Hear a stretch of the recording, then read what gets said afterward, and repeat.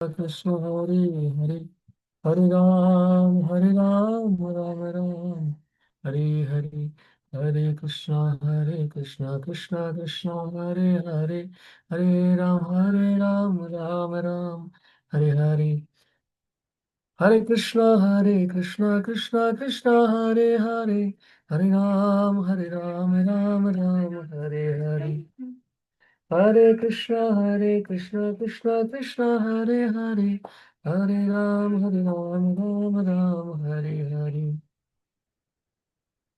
Hare Krishna, Krishna Krishna, Hare Hare, Hare Ram, Hare Hare. Hare Krishna, Krishna Krishna, Hare Hare, Hare Ram, Hare Hare. Hare Krishna, Hare Krishna, Krishna Krishna, Hare Hare, Hare Rama, Hare Rama, Rama Rama, Hare Hare. Jaya Radha Madhav, Radha Madhav, Gauranitai, Jaya Gauranitai. Jaya Krishna Balaram, Krishna Balaram, Krishna Balaram, Jaya Krishna Balaram. Jaya Prabhupada, Prabhupada, Prabhupada, Jaya Prabhupada, Jaya Gurudeva, Gurudeva, Gurudeva, Jaya Gurudeva. Nitai Gaur Harival, Harival, Harival, Nitai Gaur Harival. हरिनाम संकीर्तन यज्ञ की जय। जगत गुरु शिल प्रभुपाद की जय। समवेत गौर भक्त वृंद की जय। हरे कृष्ण महामंत्र की जय। श्री श्री राधा माधव गौर निताय भगवान श्री श्री कृष्ण चंद्र की जय। अनंत कोटि वैष्णव वृंद की जय। पतित पावन शिल गुरु महाराज की जय। समवेत गौर भक्त वृंद की जय। निताय गौर सीतनाथ जी प्रेमानंदे हरि हरि बोल। ॐ अज्ञानं तिमिरान्धस्य ज्ञानञ्जनं शलाकया चक्षुरुन्मिलितं येन तस्मै श्रीगुरुवे नमः। नमो ॐ विष्णुपदाय कृष्णपृष्ठाय भूतले श्रीमते भक्तिवेदान्त स्वामिनेति नामिने। नमस्ते सरस्वतदेवे गौरवाणी प्रचारिणे निर्विशेष शून्यवादी पाश्चात्यदेशतारिणे वञ्चाकल्पतरुभ्यश्च कृपा सिन्धुभ्येव च पतितानां पावनेभ्यो वैष्णवेभ्यो नमो नमः। नमो महावदन्नाय कृष्णप्रेमप्रदायते कृष्णाय कृष्णचैतन्यनाम्ने गौरतिस्मै नमो नमः। नमो ब्रह्मण्यदेवाय गोब्राह्मणहिताय च जगद्दिताय कृष्णाय गोविन्दाय नमो नमः। तप्तकाञ्चन गौराङ्गी राधे वृन्दावनेश्वरी वृषभानुसुते देवी प्रणमामि हरिप्रिये। कृष्णाय वसुदेवाय देवकीनन्दनाय च नन्दगोपकुमाराय गोविन्दाय नमो नमः। वन्दे श्रीकृष्ण चैतन्य नित्यानन्द सह उदित गौरोदये पुष्पवन्तो चित्रसन्दतमोनुद। जय श्रीकृष्ण चैतन्य प्रभु नित्यानन्द श्री अद्वैत गदाधर शिवासदि गौरभक्तवृन्द। हरे कृष्ण कृष्ण कृष्ण हरे हरे हरे राम राम राम हरे हरे। हरे कृष्ण कृष्ण कृष्ण हरे हरे हरे राम राम राम हरे हरे। ओम नमो भगवते वासुदेवाय। ओम नमो भगवते वासुदेवाय। ओम नमो भगवते वासुदेवाय। नारायणं नमस्कृत्यं नरं चैव नरोत्तमं देवीं सरस्वतीं व्यासेन ततो जयमुदीरयेत् मुखं करोति वाचालं पङ्गुं लङ्घयते गिरिं यत्कृपातमहं वन्दे परमानन्दमाधवं श्रीगुरुदिनतारिण श्रीचैतन्यपरमेश्वरं यस्य प्रसादात् भगवत्प्रसाद यस्य प्रसादात् नागति कुतोऽपि ध्यानस्तुवंस्तस्य यशस्तिसन्दं वन्दे गुरुश्रीचरुणारविन्दम्। हरे कृष्ण।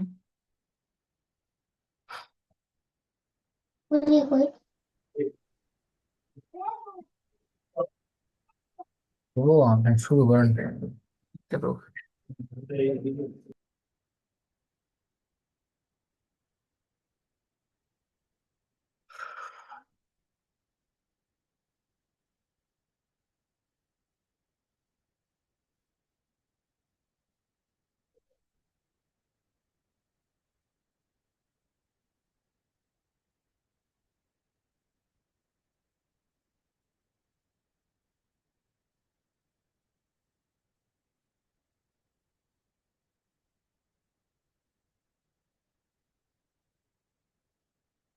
হরে কৃষ্ণ।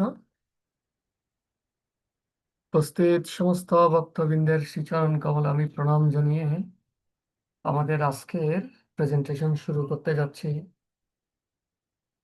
তো আপনারা ইতিমধ্যে হয়তো জানেন আজকে আমাদের আলোচনার বিষয়বস্তু হচ্ছে দ্য পাওয়ার অফ নাও। নাও বলতে এখানে বর্তমানকে বোঝানো হচ্ছে, অর্থাৎ বর্তমানের শক্তি, বর্তমানের কি ক্ষমতা। আমরা যদি বর্তমানকে যথাযথভাবে ব্যবহার করতে পারি সেটা আমাদেরকে কি পরিমাণ সফলতা দিতে পারে সেটা সম্পর্কে আমরা জানবো। তো আজকের সেশনটা একটু টাইম লাগতে পারে, হয়তো 1 ঘন্টা 10 বা 15 মিনিট পর্যন্ত লাগতে পারে। তো আমি একটু আগে বলে নিচ্ছি। আমরা জানি অতীত, বর্তমান, ভবিষ্যৎ, এই তিনটা কাল রয়েছে। তো আমরা সচরাচর অতীতের জন্য শোক করি, ভবিষ্যতের জন্য দুশ্চিন্তা করি, আর বর্তমানে মোহগ্রস্ত অবস্থায় থাকি। কিন্তু আচার্যবর্গরা এবং শাস্ত্র আমাদের শিক্ষা দেয় আমাদের উচিত অতীত নিয়ে শোক না করে, ভবিষ্যৎ নিয়ে অতিরিক্ত দুশ্চিন্তা না করে, কি হবে কি হবে না হতাশ না করে, দুশ্চিন্তা না করে বর্তমানটাকে যথাযথভাবে ব্যবহার করা। এবং বর্তমানটা যথাযথভাবে আমরা যদি ব্যবহার করতে পারি স্বাভাবিকভাবেই ভবিষ্যৎটা অনেক সুন্দর হবে। এবং এই যে বর্তমানটা আমি এখন ব্যবহার করতেছি সেটা একটু পরে কিন্তু অতীত হয়ে যাবে। সেই অতীতের জন্য আর আমাদেরকে শোক করতে হবে না, হায় আমি কি করলাম, আমি সময়টা নষ্ট করলাম। তো সেই জন্য আজকে আমাদের আলোচ্য বিষয় হচ্ছে দ্য পাওয়ার অফ নাও, বর্তমানের শক্তি। বর্তমানটা আমরা কিভাবে ব্যবহার করতে পারি সে বিষয়ে দেখব। শুরুতেই আমরা কৃতজ্ঞতা জানাচ্ছি জগৎগুরু শিল প্রভুপাদের প্রতি, যার করুণায় আমরা আজকে সারা বিশ্ব জুড়ে, যেখানে কখনো কৃষ্ণ ভক্তি পৌঁছানোর কথাই ছিল না, সেই সমস্ত দুর্গম, দূর দূরান্তে, পাশ্চাত্য দেশে এবং ইভেন কি আমাদের ভারতীয় উপমহাদেশে বিভিন্ন জায়গায় কৃষ্ণ ভক্তির ছোঁয়া আমরা পাচ্ছি শিল প্রভুপাদের করুণায়। জয় জগৎগুরু শিল প্রভুপাদ কি জয়, সমবেত গৌর ভক্তবৃন্দ কি। তো আমরা আজকে দেখব আজকে আমাদের কি কি আলোচ্য বিষয় রয়েছে। আজকে আমরা দেখব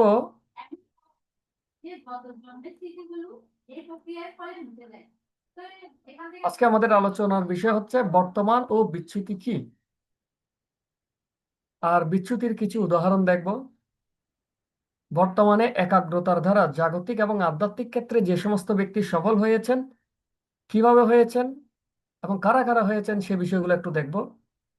যদি আমরা বর্তমানে থাকতে পারি আমাদের কি কি উপকারিতা রয়েছে, আর বর্তমানে থাকার ফলে যদি অনেক উপকারিতা আমরা পেয়ে থাকি তাহলে আমরা কেন বর্তমানে থাকতে পারি না।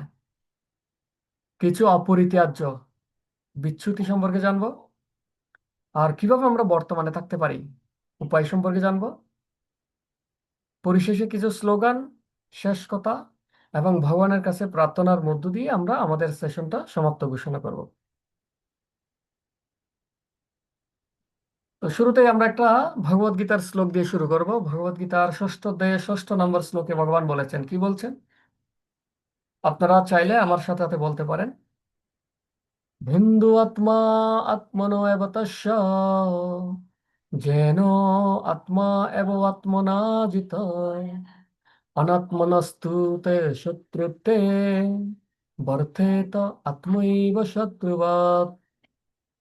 এই শ্লোকে ভগবান বলছেন, যিনি তার মনকে জয় করেছেন তার মন তার পরম বন্ধু, কিন্তু যিনি তা করতে অক্ষম তার মনই তার পরম শত্রু। অর্থাৎ মনকে যদি আমরা বশ করতে পারি তাহলে সেটা আমাদের বন্ধু, কিন্তু যদি মনে হয় যে আমার মন আমার বশে নেই, তাহলে আমার মন আমার শত্রুর মতো কাজ করবে। এবার আমরা জানবো বর্তমান এবং বিচ্যুতি কি। বর্তমান মানে হচ্ছে আমি এখন যা করছি, যা বলছি, বা যা মনে মনে ভাবছি। আমি এখন যা করছি, যা বলছি বা যা ভাবছি, সেটা হতে পারে জাগতিক বা আধ্যাত্মিক, যাই হোক না কেন, সেটাই আমার কাছে বর্তমান। আমি যদি একটু রিপিট করি, আমি এখন যা করছি বা যা বলছি বা যা ভাবছি, সেটা আধ্যাত্মিকও হতে পারে, জাগতিকও হতে পারে, সেটাই আমার কাছে বর্তমান। আর আমি যা করছি, বলছি বা ভাবছি, এটা ছাড়া আর বাকি সমস্ত কিছু, যাই কিছু মনে আসে, অর্থাৎ এই ব্রহ্মাণ্ডের সমস্ত কিছু, সেটা যতই মহৎ হোক না কেন, আমার কাছে এই মুহূর্তে সেটা একটা বিচ্যুতি বা টাইম কিলার। অর্থাৎ আমি এখন যা করছি সেটাই আমার কাছে বর্তমান। এছাড়া এই ব্রহ্মাণ্ডের সমস্ত কিছুই আমার কাছে বিচ্যুতি, সেটা যতই মহৎ হোক না কেন। যেমন আমি এখন কথা বলছি, আমার কাছে কথা বলাটাই হচ্ছে বর্তমান। আমি যদি আমার প্রফেশনের চিন্তা করি, সেটা হচ্ছে আমার জন্য বিচ্যুতি। আমি যদি পড়াশোনার চিন্তা করি, সেটা আমার বিচ্যুতি। আমি যদি জবের চিন্তা করি, সেটা আমার কাছে বিচ্যুতি। আমি বলছি না পড়াশোনা, চাকরির চিন্তা, জবের চিন্তা সেগুলো খারাপ, আমি খারাপ বলছি না। আমি বলছি বর্তমান এবং বিচ্যুতির মধ্যে আলাদা করার বিষয়টা বলছি।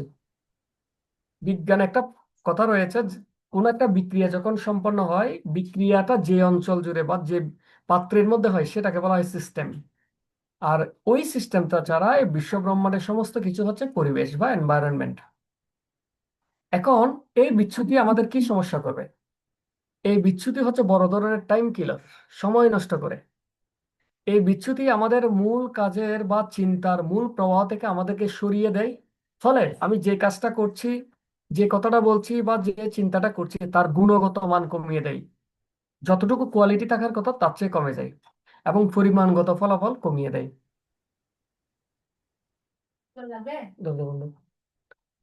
মানে এই বিচ্যুতি হচ্ছে মায়ার বড় একটা অস্ত্র। মায়া অনেক সময় আমাদেরকে সরাসরি নেগেটিভ কোনো বস্তু দ্বারা কি করতে পারে না, ঘায়েল করতে পারে না। তখন আমাদের কি করে, এক কাজের ভিতর অন্য কাজের চিন্তা ভাবনা ঢুকিয়ে দেয়, অর্থাৎ বিচ্যুতি ঢুকিয়ে দেয়। এবং বিচ্যুতি মায়ার একটা বড় অস্ত্র।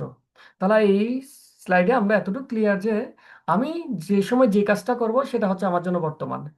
এর বাইরে এই ব্রহ্মাণ্ডের সমস্ত কিছু যাই আমার মনে আসুক না কেন, যাই আসুক না কেন, সেটা জাগতিক হোক আধ্যাত্মিক হোক, সেটা আমার জন্য বিচ্যুতি।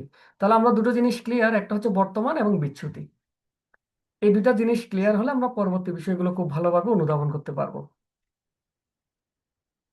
কিছু কিছু বিচ্যুতির উদাহরণ আমরা বলতে পারি। মনে করুন আমি জব করছি, জবের সময় এমন কি হয় না যে আমাদের প্রচারের চিন্তা ভাবনা চলে আসে, গ্রন্থ বিতরণের চিন্তা ভাবনা চলে আসে? আপনাদের কি অভিমত?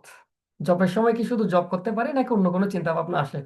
আপনারা কেউ কেউ একটু আপনাদের অনুভূতি বলতে পারেন মাইক্রোফোন অন করে। জবের সময় কি আমাদের অন্য চিন্তা ভাবনা আসে? আধ্যাত্মিক চিন্তা ভাবনা হোক। হ্যাঁ বলুন, বলুন, মাইক্রোফোন অন করে বলুন। হরে কৃষ্ণ প্রভু, প্রভু প্রণাম।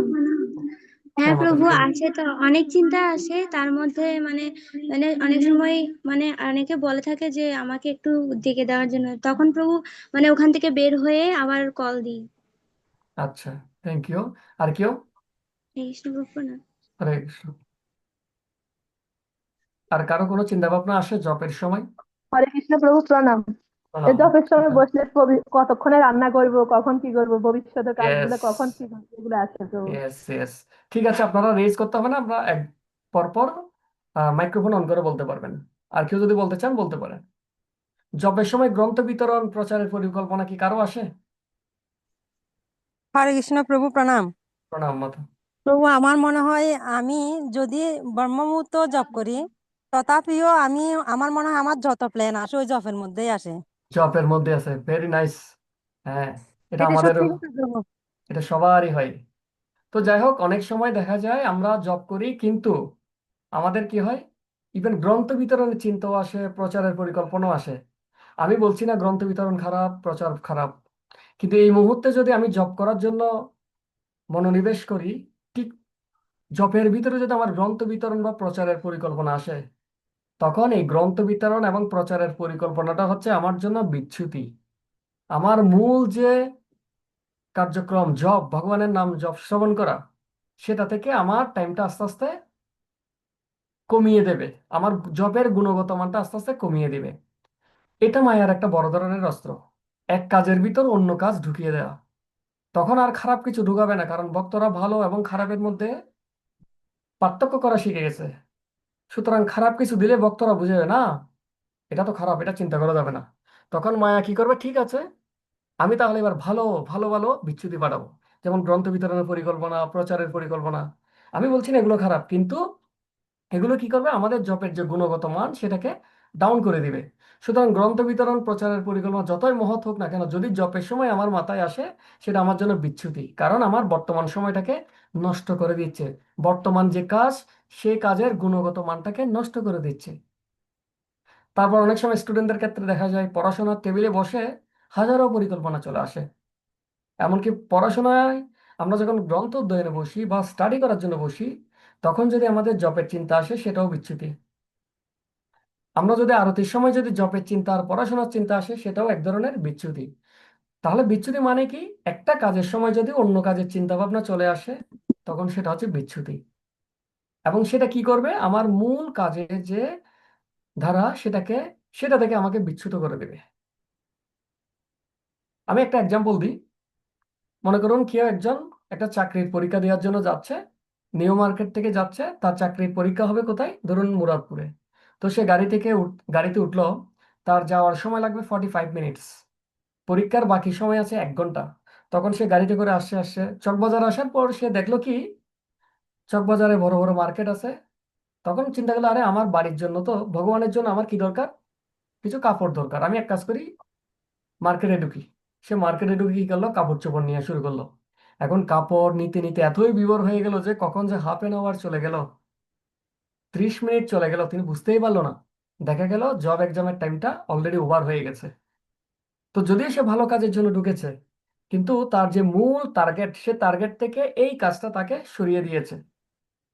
এইটাই হচ্ছে বিচ্যুতি। এবং এই ধরনের বিচ্যুতির আমরা অহরহ সম্মুখীন হই। তো আমরা আজকে দেখবো কিভাবে এই বিচ্যুতিগুলো থেকে আমরা নিজেদেরকে সেভ রাখতে পারি, কেন এই বিচ্যুতিগুলো আসে, এবং বিচ্যুতি মুক্ত হয়ে যারা কর্ম সম্পাদন করতে পারে, তাদের সফলতার পরিমাণ কতটুকু। সচেতনভাবে যত বেশি আমরা বর্তমানে থাকবো, তত বেশি বিচ্যুতি কমবে। যেমন আমি পড়াশোনা করতেছি, আমি শুধু পড়াশোনাই করব আর কিছুই করব না। আমি জব করতেছি, আমি শুধু জবই করব আর কিছু করব না। আমি কারোর সাথে কথা বলতেছি, শুধু কথাই বলবো। আমি আরতি দিচ্ছি, শুধু আরতি দিব। সচেতনভাবে যত বেশি আমরা বর্তমানে থাকবো, বিচ্যুতি আসলেও আমাদেরকে প্রভাবিত করতে পারবে না। আর বিচ্যুতি যত কম থাকবে, কাজের গুণগত মান, কাজের দ্রুততা, অল্প সময়ে বেশি কাজ করতে পারা। অনেকে দেখবেন অল্প সময়ে খুব বেশি কাজ করতে পারে, কারণ কেন, তারা অত্যন্ত মনোযোগী, ওই কাজটাতেই পূর্ণরূপে মনোনিবেশ করতে পারে।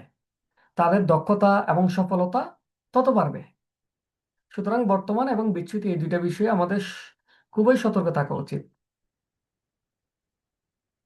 এবার বর্তমানে থাকার মাধ্যমে যারা যারা সফল হয়েছেন, সেটা জাগতিক ক্ষেত্রে হোক, আধ্যাত্মিক ক্ষেত্রে হোক, উভয় ক্ষেত্রে কিন্তু বর্তমানে থাকার উপকারিতা রয়েছে, এবং উভয় ক্ষেত্রে কিন্তু অত্যন্ত সফলতা অর্জন করা সম্ভব। তো আমরা দেখব কারা কারা বর্তমানে ফোকাস করার মাধ্যমে, বর্তমানকে সর্বোচ্চ পরিমাণ ব্যবহার করার মাধ্যমে সফল হয়েছেন। আমরা প্রথমে একটু জাগতিক উদাহরণ দেখব, তারপর আধ্যাত্মিক উদাহরণ দেখব। কেন জাগতিক উদাহরণ দেখব, কারণ আমরা এখনো পূর্ণরূপে আধ্যাত্মিক চেতনা সম্পন্ন হতে পারিনি। আমরা প্রত্যেকটা কাজ কখন করি, যখন এর পিছনে আমার কোনো না কোনো লাভ খুঁজে পাই। প্রয়োজনীয়তা খুঁজে পাই, প্রয়োগ খুঁজে পাই, এই কাজটা আমি কোথায় প্রয়োগ করতে পারি। তো যেহেতু আমরা জড়জগতে আছি কিন্তু অনুশীলন করতেছি আধ্যাত্মিক চেতনা, সেহেতু আমরা সবকিছু জাগতিকের আঙ্গিকে জড়জাগতিকের সাথে বিবেচনা করে বা তুলনা করে আধ্যাত্মিক সুফলটা লাভ করতে চাই। সেজন্য আমরা কিছু জাগতিক উদাহরণ এখানে এনেছি। আচ্ছা, এ আঁকবে না।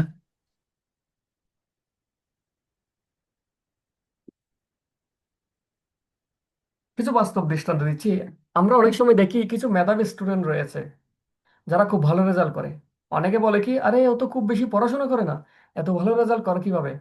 আর আমি তো ঘন্টার পর ঘন্টা শুধু টেবিলেই বসে থাকি, এত পড়াশোনা করি, আমার কেন পড়াশোনা ভালো হয় না, আমার কেন রেজাল্ট ভালো হয় না?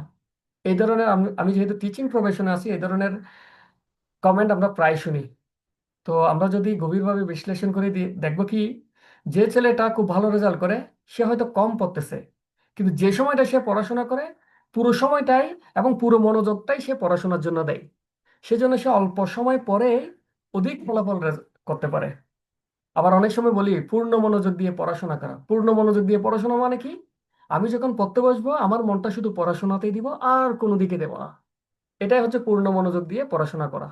সুতরাং পড়াশোনার সময় বিচ্যুতি এবং যারা খুব ভালো রেজাল্ট করে তাদের ক্ষেত্রে দেখা যায় পড়াশোনার সময় কোনো বিচ্যুতি থাকে না, এবং যদিও থাকে সেটা অত্যন্ত সীমিত, অর্থাৎ তারা শুধু পড়াশোনার সময় পড়াশোনাই করে।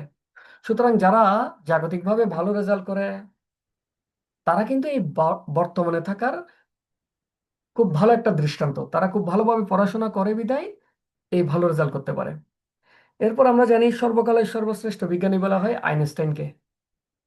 এই পৃথিবীতে যত মানুষ রয়েছে সমস্ত মানুষের মধ্যে সবচেয়ে বেশি পরিমাণ ব্রেনের বা মস্তিষ্কের ব্যবহার করতে পেরেছেন বিজ্ঞানী আইনস্টাইন। সর্বোচ্চ পরিমাণ ব্যবহার করতে পেরেছেন। তো তিনি এত বেশি তার গবেষণা কর্মে মনোনিবেশ করতেন বা মগ্ন থাকতেন, তিনি অনেক কিছু ভুলে যেতেন। তো ওনার একটা ঘটনা আছে যে একবার আইনস্টাইন কোথায় যাচ্ছিল, বাইরে বেরিয়ে হাঁটতে হাঁটতে তার গবেষণা কর্ম নিয়ে গভীরভাবে চিন্তা করছিল।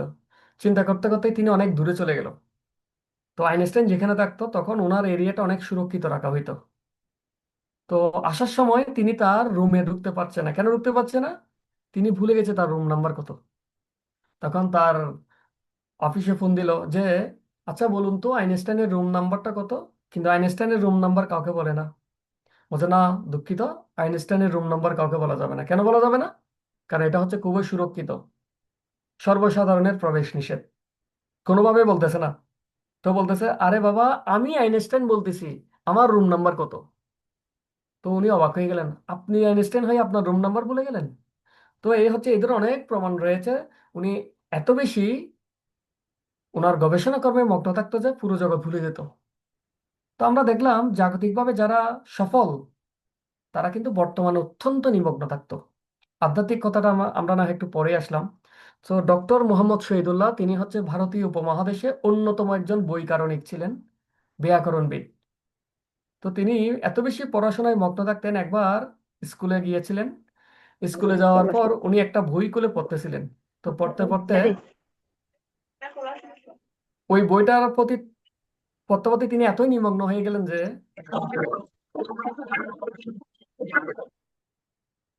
বইটা পড়তে পড়তে তিনি এতই নিমগ্ন হয়ে গেছিলেন যে স্কুল ছুটি দিয়ে দিল। আস্তে আস্তে তার বন্ধুরা সবাই শ্রেণীকক্ষ থেকে চলে গেল, তার কোনো হুঁশ নেই। দারোয়ান এসে দরজা বন্ধ করে দিল, তার কোনো হুঁশ নেই। অনেকক্ষণ পর তার চেতনা ফিরে আসলো। আরে, সবদিকে দরজা জানলা বন্ধ কেন?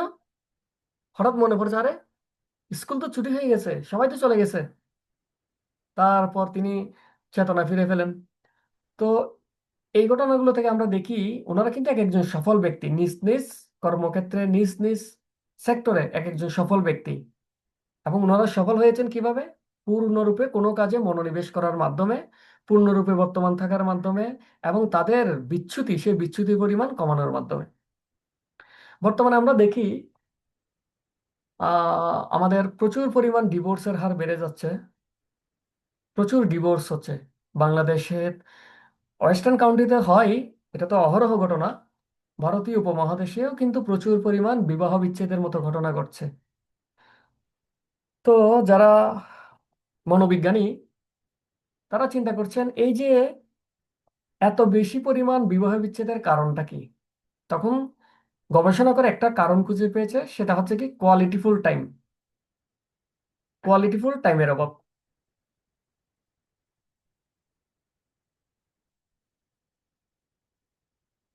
এখন কোয়ালিটিফুল টাইমটা কি? বলছেন হাজব্যান্ড ওয়াইফ একে অপরের সাথে কোয়ালিটিফুল টাইম পাস না করার কারণে তাদের সম্পর্কটা ভালো হচ্ছে না, কমিউনিকেশন গ্যাপ হচ্ছে এবং পরিবারগুলো ভেঙে যাচ্ছে। এবং শুধু হাজব্যান্ড ওয়াইফ নয়, আমাদের বিভিন্ন সম্পর্কের ক্ষেত্রে বর্তমানে সবচেয়ে বড় একটা অন্তরায় হয়ে দাঁড়িয়েছে কি কোয়ালিটিফুল টাইম। যদিও আমরা সোশ্যাল মিডিয়া ইউজ করতেছি, সামাজিক মাধ্যম ব্যবহার করতেছি, কিন্তু এই সামাজিক মাধ্যম আমাদেরকে আরো বেশি বেশি পরিমাণে অসামাজিক করছে। আমরা একই সাথে ফেসবুক ইউজ করতেছি, সামাজিক মাধ্যম ব্যবহার করতেছি, কিন্তু পাশের রুমে বা আমার পাশের ব্যক্তিটা অসুস্থতায় কোকড়াচ্ছে, তার দিকে একটু নজর দিচ্ছি না। তাহলে এই যে সামাজিক মিডিয়া আমাকে সামাজিক করেছে নাকি আরো অসামাজিক করেছে? অসামাজিক করেছে। তো বর্তমানে কোয়ালিটিফুল টাইমের কারণে কেন নষ্ট হচ্ছে? কারণ যখন হাজব্যান্ড ওয়াইফ বা পরিবারের বিভিন্ন সদস্যরা একে অপরের সাথে দেখা হয়, তখন তারা কি থাকে, হয় অফিসের কাজে ব্যস্ত থাকে, হয় মোবাইল নিয়ে ব্যস্ত থাকে, সোশ্যাল মিডিয়া নিয়ে ব্যস্ত ব্যস্ত থাকে, অথবা হাতের মোবাইলের নিউজ দেখতে থাকে, অথবা এসএমএস দিতে থাকে, এসএমএস এর উত্তর দিতে থাকে। ব্যক্তিগুলো সামনাসামনি আছে, কিন্তু ব্যক্তিগুলোর সাথে আমি আসলেই নেই, অনেক দূরে আছি। কাছাকাছি আছে কিন্তু সোশ্যাল মিডিয়ার কারণে আমরা অনেক দূরে আছি, যার কারণে কোয়ালিটিফুল আমাদের টাইমটা পাস করতে পারছি না। আমি কথা বলছি একদিকে, এদিকে হাই বলতেছি, ওদিকে হ্যালো বলতেছি, এদিকে মোবাইল ইউজ করতেছি। এটা কিন্তু কোয়ালিটিফুল টাইম না। কোয়ালিটিফুল টাইম মানে কি? আমি যার সাথে কথা বলছি পূর্ণ মনোযোগ দিয়ে তার সাথে কথা বলবো, এটা হচ্ছে কোয়ালিটিফুল টাইম। এর মধ্যে কোনো মোবাইল না, কোনো এসএমএস না, কোনো অফিসের কাজ না, কোনো সোশ্যাল মিডিয়া না, কোনো নিউজ না। অর্থাৎ যার সাথে কথা বলছি পূর্ণ মনোযোগ সহকারে তাকেই শুধু আমি শুনবো। এটাকে বলা হয় কোয়ালিটিফুল টাইম দেয়া। বিশেষ করে বাচ্চাদের ক্ষেত্রে, বাচ্চাদের মানসিক বিকাশের জন্য, তাদের চারিত্রিক বিকাশের জন্য বাবা মায়ের কোয়ালিটিফুল টাইম দেওয়াটাকে বেশি পরিমাণ গুরুত্ব দেওয়া হচ্ছে, যেটা বর্তমানে প্রচুর অভাব রয়েছে। বাবা একটা অ্যান্ড্রয়েড নিয়ে ব্যস্ত, মা একটা অ্যান্ড্রয়েড নিয়ে ব্যস্ত, মাঝখানে ছেলেটা কতক্ষণ এদিকে যাচ্ছে, কতক্ষণ এদিকে যাচ্ছে। কোয়ালিটিফুল টাইমের বড়ই অভাব আমাদের জীবনে। তাহলে কোয়ালিটিফুল টাইম কখন দেওয়া সম্ভব? যখন আমি কারো সাথে কথা বলার সময় শুধু কথাই বলবো আর কোনো কাজ করব না, কোনো বিচ্যুতিকে আমি আসতে দিব না, সেটা হচ্ছে কোয়ালিটিফুল টাইম। সুতরাং এই সম্পর্ক ঠিক থাকার অন্যতম গুরুত্বপূর্ণ একটা প্যারামিটার কোয়ালিটি ফুল টাইম, সেটাও কিন্তু নির্ভর করে বর্তমানে থাকার উপর। কোয়ালিটিফুল টাইম মানে সেখানে অন্য কোনো বিচ্যুতি থাকবে না, আমি পূর্ণরূপে ওই ব্যক্তির সাথে কথা বলাই বর্তমান থাকবো। এবং বলা হয় কেউ যদি কোয়ালিটি ছাড়া 1 ঘন্টা টাইম দেয় কারো কাছে, আর কোয়ালিটিফুল যদি 5 মিনিট টাইম দেয়, 5 মিনিট টাইম 1 ঘন্টার চেয়ে আরো বেশি তৃপ্তিদায়ক, আরো বেশি ইফেক্টিভ বলে ধরা নেওয়া হয়। তো আমরা দেখি বর্তমানে সম্পর্কের ভিত্তি হোক বা বিভিন্ন ক্ষেত্রে এই বর্তমানে থাকার গুরুত্বটা আমরা উপলব্ধি করতে পারছি। এবার কিছু আমরা আধ্যাত্মিক উদাহরণ দেখব। আমাদের যারা বৈষ্ণবাচার্য এবং আধ্যাত্মিক ব্যক্তিবর্গ রয়েছেন, তারা সফল হয়েছেন কিভাবে? সর্বদা অত্যন্ত মনোযোগিতার সাথে কৃষ্ণ ভাবনা অনুশীলনের মাধ্যমে। অর্থাৎ ওনারা যখন কৃষ্ণ ভাবনা অনুশীলন করতেন, কৃষ্ণ ভাবনা ব্যতীত আর কিছুই করতেন না, কৃষ্ণ ভাবনায় পূর্ণরূপে বর্তমান থাকতেন, ফলে তারা সফল হয়েছেন। এবং আমরা জানি আমাদের ভক্তি জীবনের 99% সফলতা আসে হরিনাম থেকে। আর হরিনামে সফল হওয়ার অর্থ কি? আমি যা উচ্চারণ করছি সেটা মনোযোগ দিয়ে আবার শ্রবণ করা। শাস্ত্রে বলা হয়েছে কৃষ্ণ নাম ধরে কত বল, কর্ণরন্ধ্র পথ দিয়া হৃদি মাঝে প্রবেশিয়া বরিশায় সুধা অনুপম।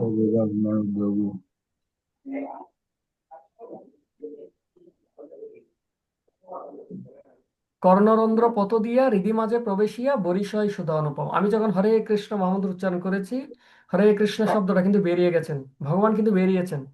এখন ঢোকানোর দায়িত্বটা কার? আমার। তো ভগবানকে আমি কিভাবে ঢোকাবো? কর্ণরন্ধ্র পথ দিয়া। সেটা যখন কর্ণরন্ধ্র পথ দিয়ে হৃদয়ে আসবে, তখন আমি হৃদয়ে প্রশান্তি অনুভব করব।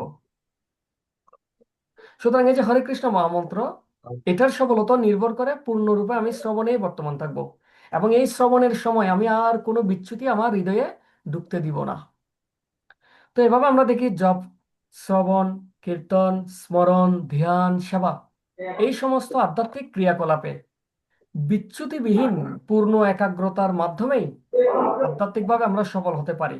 অর্থাৎ পূর্ণ বর্তমানে থেকে এই সমস্ত আধ্যাত্মিক ক্রিয়াকলাপ করার মাধ্যমে সফলতা লাভ করা যায়।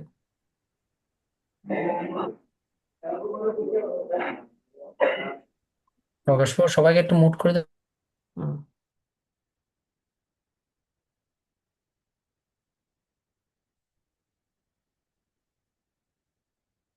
হরে কৃষ্ণ। তো এবার আমরা কিছু উদাহরণ দেখব। আমরা জানি আমাদের যে অষ্টাঙ্গ যোগ প্রণালী রয়েছে, সেখানে যম, নিয়ম, আসন, প্রাণায়াম, ধারণা, ধ্যান, সমাধি, এই যে স্টেপগুলো রয়েছে, এবং এই অষ্টাঙ্গ যোগ পদ্ধতি অনুশীলন করার মাধ্যমে যোগীরা হাজার হাজার বছর ধ্যান করতেন। ধ্যান করার ফলে, পূর্ণ মনোযোগিতার সাথে ধ্যান করার ফলে সাধনায় সিদ্ধি লাভ করতেন। ঠিক আছে, তাহলে আমরা এখানে দেখি ধারণা, ধ্যান, সমাধি, আপনারা স্ক্রিনে দেখতে পাচ্ছেন। ধারণা, ধ্যান, সমাধি কি জিনিস আমরা একটু দেখি। মনে করুন আমি কোন একটা শব্দ ব্রহ্ম উচ্চারণ করতেছি। ধরুন আমি হরে কৃষ্ণ মহামন্ত্র জপ করছি, বা আগেকার মুনি ঋষিরা ওম ধ্যান শব্দ ব্রহ্ম ওম উচ্চারণ করত। ধ্রুব মহারাজ ওম নমো ভগবতে বাসুদেবায় উচ্চারণ করেছিল। আমরা বর্তমানে শব্দ ব্রহ্ম কোনটা উচ্চারণ করছি? হরে কৃষ্ণ মহামন্ত্র। তো আমি যে শব্দ ব্রহ্ম উচ্চারণ করব, বা ভগবানের যে রূপটা আমার মানসে ধ্যান করব, সেইটা হচ্ছে আমার জন্য ধ্যেয় বস্তু। আমি যদি টানা 12 সেকেন্ড আমি সেই শব্দ ব্রহ্ম অথবা ভগবানের রূপে পূর্ণরূপে আমার মনকে নিযুক্ত করতে পারি, মনোনিবেশ করাতে পারি, এবং এর মধ্যে অন্য কোনো বিষয় আমার মনে ঢুকতে দিব না, অন্য কোনো বিচ্যুতি আসতে দিব না, যদি এরকম আমি 12 সেকেন্ড থাকতে পারি, সেটাকে বলা হয় ধারণা। আমি আর একটু রিপিট করি। সাধক সাধনার ক্ষেত্রে শব্দব্রহ্ম হোক অথবা হৃদয়ে ভগবানের রূপের ধ্যান হোক, যদি কোনো একটা ধ্যেয় বস্তুর উপর টানা 12 সেকেন্ড কোনো ধরনের বিচ্যুতি ছাড়া পূর্ণ মনোযোগের সাথে ধ্যান করতে পারে বা উচ্চারণ করতে পারে, তাহলে সেটাকে বলা হয় ধারণা। অর্থাৎ এই 12 সেকেন্ড আমি পূর্ণরূপে বর্তমানে থাকবো। আমি যদি ভগবানের নাম উচ্চারণ করি, শুধু নাম উচ্চারণ করবো, আর কিছুই করবো না। আমি যদি ভগবানের রূপের ধ্যান করি, শুধু রূপের ধ্যান করবো, আর কিছুই করবো না।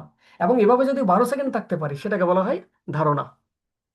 এরপর এইভাবে আমি যখন আমার টাইমটা বাড়াতে বাড়াতে আরো 12 গুণ বাড়াবো, তার মানে 12 গুণ 12 সমান 144 সেকেন্ড। যদি আমি এবার 144 সেকেন্ড পর্যন্ত একই কাজ করতে পারি, শুধুমাত্র আমি ভগবানের নামটা যেটা জপ করছি সেটাই শুনবো, আর কিছু শুনবো না। শুধুমাত্র আমি ভগবানের যে রূপটা ধ্যান করছি সেটাই ধ্যান করব, আর কিছুই আমার মনে আসতে দেবো না, কোনো বিচ্যুতি আসতে দিব না।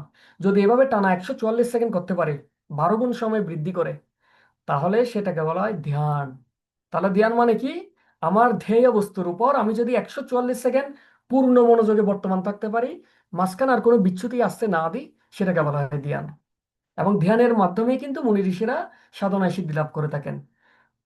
এরপর এভাবে আমি সময়টাকে আরো বাড়াতে বাড়াতে, বর্তমানে থাকার সময়টা বাড়াতে বাড়াতে আরো যখন 12 গুণ সময় বাড়াবো, 12 গুণ 12 গুণ 12 মানে 1728 সেকেন্ড, বা 28 মিনিট, 28.8 মিনিট যদি আমি পূর্ণরূপে আমার ধ্যেয় বস্তুর উপর, বা শব্দব্রহ্ম হতে পারে বা ভগবানের রূপ হতে পারে, সেই বস্তুর উপর যদি আমি পূর্ণরূপে 28.8 মিনিট নিমগ্ন থাকতে পারি, এর মাঝখানে আমি কোনো রূপ বিচ্যুতিকে প্রবেশ করতে দিব না, সেটাকে বলা হয় সমাধি। তো আমরা জানেন আধ্যাত্মিক জীবনে যারা সফল হয়েছেন, তারা সমাধি স্তরে উপনীত হয়, যেটা হচ্ছে আমাদের পরম কাঙ্ক্ষিত বস্তু। এটা আমরা সবাই প্রাপ্ত হতে চাই। তাহলে এটা আমরা কিভাবে প্রাপ্ত হতে পারি? শুধুমাত্র বর্তমানে থাকতে পারার সক্ষমতার উপর ভিত্তি করে। আমি হরে কৃষ্ণ মহামন্ত্র জপ করছি, আমি যদি টানা 28.8 মিনিট শুধুমাত্র হরে কৃষ্ণ মহামন্ত্র শ্রবণ করব, মাঝখানে কোনো বিচ্যুতি আসতে দিব না, সেটা আমার জন্য সমাধির সমতুল্য, সেটাও সমাধির সমতুল্য। তাহলে এই যে বড় অর্জনটা, যেটা মুনি ঋষিরা, মহান আচার্যবর্গরা, গুরুবর্গরা লাভ করে থাকেন, সেটা কিভাবে লাভ করেন? পূর্ণরূপে বর্তমান থাকার মাধ্যমে, কোনরূপ বিচ্যুতি আসতে না দেওয়ার মাধ্যমে। আশা করি আপনারা বুঝতে পারছেন বর্তমানে থাকার গুরুত্বটা। এই বর্তমানের উপর ভর করে কিন্তু সবাই এই জগতে সফল হয়েছেন। এবার আমরা একটু ধ্রুব মহারাজের কথা বলছি। ধ্রুব মহারাজ যখন গৃহত্যাগ করেছিলেন, নারদ মুনি ওনাকে একটা শব্দ ব্রহ্ম শিখিয়েছিলেন। সেই শব্দ ব্রহ্মটা কি ছিল? দ্বাদশ অক্ষর বিশিষ্ট ওম নমো ভগবতে বাসুদেবায়, ওম নমো ভগবতে বাসুদেবায়, ওম নমো ভগবতে বাসুদেবায়। এই মন্ত্রটা তিনি পূর্ণ মনোযোগের সাথে উচ্চারণ করেছিলেন। এবং তিনি মনোযোগের সময় এই যে জগতে কি হচ্ছে কি হচ্ছে না তার দিকে কোনো ভ্রুক্ষেপ ছিল না। এত বেশি তিনি এই মন্ত্র জপে বর্তমান ছিলেন। এই বর্তমানে থাকার প্রভাবে অত্যন্ত দৃঢ়তার সাথে জপ শব্দ ব্রহ্ম উচ্চারণে বর্তমানে থাকার মাধ্যমে তিনি অল্প বয়সে, 5 থেকে 6 বছর বয়স, অল্প সময়ে, কিছু মাসের মধ্যেই তিনি ভগবানকে প্রাপ্ত হয়েছেন। তাহলে দেখুন, যেটা মুনি ঋষিরা হাজার হাজার বছর তপস্যা করে পায় না, আমরা বছরের পর বছর তপস্যা করে আমাদের মনকে নিয়ন্ত্রণ করতে পারছি না, কিন্তু ধ্রুব মহারাজ 5 থেকে 6 মাসের মধ্যে পেয়েছেন। কিভাবে পেয়েছেন? শুধুমাত্র এই মন্ত্র জপে বর্তমান থাকার মাধ্যমে, কোনরূপ বিচ্যুতি না থাকার মাধ্যমে। আমরাও যদি বর্তমানে থেকে সব কাজ করতে পারি, আমরাও একই ফল লাভ করতে পারি। এবং ধ্রুব মহারাজ এতই বেশি বর্তমানে নিমগ্ন হয়ে গেছে, ওনার মন্ত্র জপের প্রভাবে পুরো ব্রহ্মাণ্ড থমকে গিয়েছিল।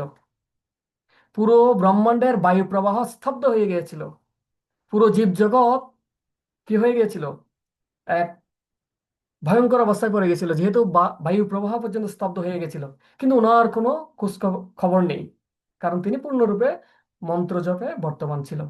সুতরাং আমরাও যদি আমাদের আধ্যাত্মিক জীবনও যদি সফল হতে চাই, আমাদের একটাই হয়ে, আমরা যাই করছি সেটা অবশ্যই মনোযোগ দিয়ে করতে হবে। মাঝখানে আর কিছু চিন্তা করা যাবে না। যদি এটা অনেক কঠিন কাজ, হয়তো মুখে বলে ফেলা অনেক সহজ, কিন্তু আসলে এটা অনেক কঠিন কাজ। কিন্তু সেটাকে আমাদেরকে ধীরে ধীরে প্র্যাকটিস করার মাধ্যমে ওই স্তরে আমাদেরকে যাওয়ার প্রচেষ্টা করতে হবে। আজকে পারছি না, 2 বছর পর পারছি না, একসময় গিয়ে পারবো। আর কিছু বাস্তব উদাহরণ আমরা দেখতে পাই আধ্যাত্মিক জীবনের ক্ষেত্রে। যেমন হরিদাস ঠাকুর। হরিদাস ঠাকুরকে পথভ্রষ্ট করার জন্য, ভক্তি জীবন থেকে বিচ্যুত করার জন্য মায়াদেবীকে পাঠিয়েছেন, বেশ্যাকে পাঠানো হয়েছিল, লক্ষ্মীহীরাকে। আপনারা জানেন কাহিনীটা। কিন্তু হরিদাস ঠাকুরকে সামান্য পরিমাণও টলাতে পারেনি এই মায়াদেবী। কেন পারেনি? কারণ তিনি পূর্ণরূপে হরে কৃষ্ণ মহামন্ত্রে বর্তমান ছিল। এই ছোটখাটো বিচ্যুতি দ্বারা তিনি কোনরূপ বিচ্যুতই হননি। হরে কৃষ্ণ মহামন্ত্রের শক্তির প্রভাবে তিনি পূর্ণরূপে মগ্ন ছিলেন। এরপর আমরা আচার্যবর্গদের দেখতে পাই। আমাদের বর্তমানে যে সমস্ত গুরু এবং আচার্যবর্গরা রয়েছেন, ওনারা ওনাদের ব্যক্তিগত জীবনে ওনাদের কৃষ্ণ ভাবনাময় সেবা, জপ ইত্যাদিতে পূর্ণরূপে বর্তমান থাকার ফলে, কোনরূপ বিচ্যুতি দ্বারা বিচ্যুত না হওয়ার ফলে ওনারা আজকে এক মহান পজিশনে চলে গেছেন। ভগবানের সাথে একটা শুদ্ধ প্রেমময়ী সম্পর্কে স্থাপিত হয়েছেন। আচার্যবর্গরা যখন আসেন, তখন আচার্যবর্গদের সান্নিধ্যে আমরাও কিন্তু বর্তমানে থাকার সেই স্বাদটা পেয়ে থাকি। কি ধরনের? যখন গুরু মহারাজরা পুণ্ডরিক ধাম বা আমাদের মন্দিরে আসেন, তখন আমরা গুরু মহারাজদের দর্শন লাভ করার জন্য সেখানে যাই। এবং ওনাদের সান্নিধ্যে, ওনাদের কাছ থেকে শ্রবণ, ওনাদের দিব্য সান্নিধ্যের প্রভাবে আমরা চাকরির কথা ভুলে যাই, পরিবারের কথা ভুলে যাই, পুরো দিন আমরা পুণ্ডরিক ধামে থেকে যাই। কারণ কেন? যেহেতু ওনারা ব্যক্তিগত জীবনে প্রয়োগ করার মাধ্যমে সফল হয়েছেন, ওনাদের প্রভাবে আমরা সেই স্বাদটা লাভ করে থাকি। আমাদের যতক্ষণ ওনাদের সান্নিধ্যে থাকি, ততক্ষণ পর্যন্ত আমাদের বিচ্যুতি খুব একটা কাজ করে না। তো আমরা একটা এক্সাম্পল দিচ্ছি। একবার এটা পণ্ডিত প্রভু প্রায় সময় বলেন, শ্রীপাদ পণ্ডিত গদাধর প্রভু, যে জয়পতাকা স্বামী গুরু মহারাজ যখন পুণ্ডরিকধামে এসেছিল, তখন বাংলাদেশের যে ন্যাশনাল কমিটির মিটিং ছিল। আর ন্যাশনাল কমিটির মিটিং মানে কি? বিভিন্ন সমস্যাগুলো উত্থাপন করা হয়, এখানে এই সমস্যা, ওখানে এই সমস্যা, এখানে এই সমস্যা। তো সমস্যা সমস্যা শুনতে শুনতে আমাদের কি হয়ে যায়? মাথা হ্যাং হয়ে যায়, মাথা কাজ করে না। তো গুরু মহারাজকে এই বিষয়গুলো অনেক দিক থেকে বলা হচ্ছে। তো ওনার মিটিং শেষ, এখন কি করবেন উনি? দর্শনে যাবেন, বাসবানবী মুরারিকে দর্শন করতে যাবেন। উনি যখন দর্শন করতে গেছেন, তখন অবাক করার বিষয় হচ্ছে, যদিও উনি এতক্ষণ হেডেকের মধ্যে ছিল, অনেক টেনশনে ছিল, অনেক নেগেটিভিটি নিয়ে উনি কাজ করছিল, কিন্তু যেই মাত্র উনি ভগবানের সামনে গেলেন, তৎক্ষণাৎ তিনি খুব আনন্দের সাথে আস্বাদন করে করে চৈতন্য চরিতামৃত ক্লাস দিচ্ছেন। দেখে মনে হচ্ছে না উনি এতক্ষণ আগে একটা মিটিং থেকে এসেছে। তো ওনারাও আমাদেরকে ব্যক্তিগত জীবনের মাধ্যমে দেখিয়ে দেন, উনি যেখানে যা ঠিক সেখানেই তা। যখন মিটিং মিটিং মিটিং থেকে বেরিয়েছেন, মিটিং এর সবকিছু মিটিং রুমে রেখে উনি কোথায় ভগবানের কাছে দর্শনে আসছেন। যখন ভগবানকে দর্শন করে আবার ক্লাস দিচ্ছেন, ক্লাস বাকি সব ভুলে গেছেন। তো এই হচ্ছে ওনাদের শক্তিশালী প্রভাব, যে ওনারা সবসময় বর্তমানে থাকেন। আর কিছু বাস্তব দৃষ্টান্ত আমরা দেখতে পাই, যেমন অর্জুনের পাখি শিকার। একবার দ্রোণাচার্য ওনার সমস্ত শিষ্যকে একটা পরীক্ষা দিয়েছিলেন। পরীক্ষা দিয়েছেন কি? গাছে থাকে একটা পাখির চোখের মণিকে শিকার করা। তো এক একজন করে ডাকছে, দুর্যোধন, যুধিষ্ঠির, ভীম, সবাইকে এক এক করে সব শিষ্য সমূহকে উনি ডাকছেন, ডেকে জিজ্ঞেস করছেন, বলো তো, তোমাকে ওই চোখের পাখির মণিটা শিকার করতে হবে। তো ধনুক ধনুক ধরলো, তীর যোজনা করে বলছে, বলো তো তুমি কি দেখতে পাচ্ছ? বলছে, আমি একটা গাছের ঢাল দেখতে পাচ্ছি, ঢালের একটা কতগুলো পাতা দেখতে পাচ্ছি, তার ভিতরে একটা পাখি বসে আছে, ওই পাখির একটা চোখের মণি দেখতে পাচ্ছি। দ্রোণাচার্য বুঝতে পারলো এই পাখি শিকার সে করতে পারবে না। পরের জনকে ডাকলো, একইভাবে বিভিন্ন বর্ণনা দিচ্ছে, এবং শেষে ডাকলো অর্জুনকে। অর্জুনকে বললো, অর্জুন, তুমি ওই চোখের পাখির পাখির চোখের মণিটা কি করবা? বিদ্ধ করবা। তখন বললো, আচ্ছা ঠিক আছে গুরুদেব। তখন তিনি ধনুক ধরে যখন তীর যোজনা করলেন, দ্রোণাচার্য জিজ্ঞেস করলো, অর্জুন, তুমি কি দেখতে পাচ্ছ? অর্জুন বলল, আমি শুধুমাত্র পাখির চোখের মণিটা দেখতে পাচ্ছি। তখন দ্রোণাচার্য বলল, হ্যাঁ তুমিই পারবে, তীর ছাড়ো। এবং অর্জুন সেটা সফলভাবে সম্পন্ন করেছেন। তাহলে এখান থেকে আমি কি শিক্ষা পাই? এখান থেকে আমরা শিক্ষা পাই, অন্যান্য যারা ছিল তারা তাদের যে লক্ষ্যবস্তু পাখির চোখের মণি, সেটা ব্যতীত ঢাল, পালা, শাখা প্রশাখা অনেক কিছুই দেখছে। আমার উদ্দেশ্য হচ্ছে পাখির চোখের মণিটা শিকার করা। ওই মণিটা ছাড়া আমার জন্য সবকিছু বিচ্ছুতি। এবং অন্যান্যরা সবাই লক্ষ্যবস্তুর পাশাপাশি বিভিন্ন বিচ্ছুতিগুলো দেখছিল, যার ফলে তারা সফল হতে পারেনি।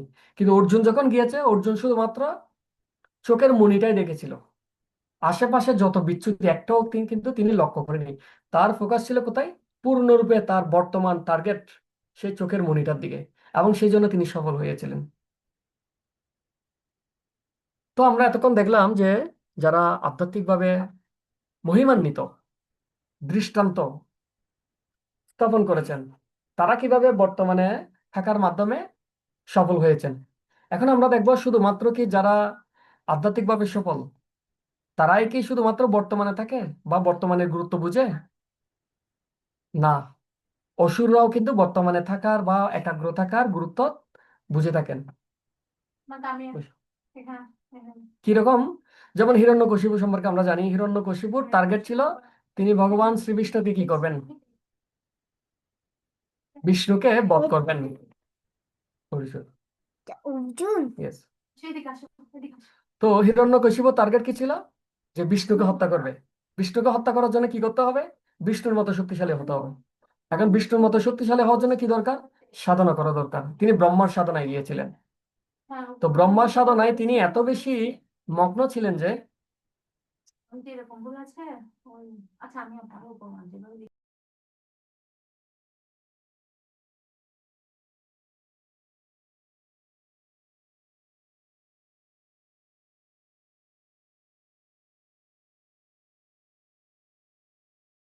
তো হিরণ্যকশিপু যখন এক বৃদ্ধাঙ্গুলের এক বৃদ্ধাঙ্গুলের উপর দাঁড়িয়ে হাত উপরের দিকে রেখে ব্রহ্মার তপস্যা করতেছিল, দীর্ঘকাল তপস্যা করার ফলে এতই একাগ্রতার সাথে ব্রহ্মা তপস্যা করতেছিল, তার শরীরের সমস্ত মাংস খেয়ে ফেলেছিল, শরীরে শুধু কঙ্কালটাই আছে। এবং আমাদের আত্মাটা কোথায় থাকে? আত্মাটাকে হচ্ছে হৃদয়ে, হৃদ্দেশে অর্জুন তিষ্ঠতি, হৃৎপিণ্ডে। তো পোকামাকড় যদি আত্মাটা খেয়ে ফেলে তখন তো আত্মাটা শরীর থেকে বেরিয়ে যাবে, আর আত্মাটা যখনই শরীর থেকে বেরিয়ে যাবে তখনই সেটা মৃত হিসেবে ঘোষণা করা হবে। সেই বইয়ে হিরণ্যকশিপু আত্মাটা হৃৎপিণ্ড থেকে সরিয়ে আমাদের যে মেরুদণ্ডের অস্থিমজ্জা রয়েছে কঙ্কালের ভিতর ঢুকিয়ে রেখেছিল, যাতে খেয়ে ফেলতে না পারে। এতই শক্তিশালী তপস্যা করেছিল, এতই পূর্ণ মনোনিবেশ সহকারে ব্রহ্মার উপাসনা করেছিল। উদ্দেশ্য হচ্ছে কি, শক্তিশালী হবে এবং বিষ্ণুকে বধ করবে। সুতরাং অসুররা পর্যন্ত বর্তমানে থাকে এবং বর্তমানে থাকার গুরুত্ব উপলব্ধি করে এবং বর্তমানে থাকার মাধ্যমে তারা অত্যন্ত শক্তিশালী হয়। হিরণ্যকশিপু এতই শক্তিশালী হয়েছিল যে ত্রিভুবন তিনি কব্জা করে ফেলেছিল, সমগ্র দেবতাদের বন্দি করে ফেলেছিল, স্বর্গ স্বর্গলোক দখল করেছিল। সারা জগতে বিষ্ণুর মূর্তি, বিষ্ণুর আরাধনা, বিষ্ণুর ভক্তদের বিভিন্নভাবে অত্যাচার করা শুরু করেছিল। তো এইভাবে দেখি রাবণ, ভস্মাসুর ইত্যাদি যারা রয়েছেন তারা সবাই কিন্তু সাধনায় সফল হয়েছে কিভাবে? বর্তমানে বর্ত- বর্তমানে পূর্ণরূপে বর্তমানকে পূর্ণরূপে ব্যবহার করার মাধ্যমে।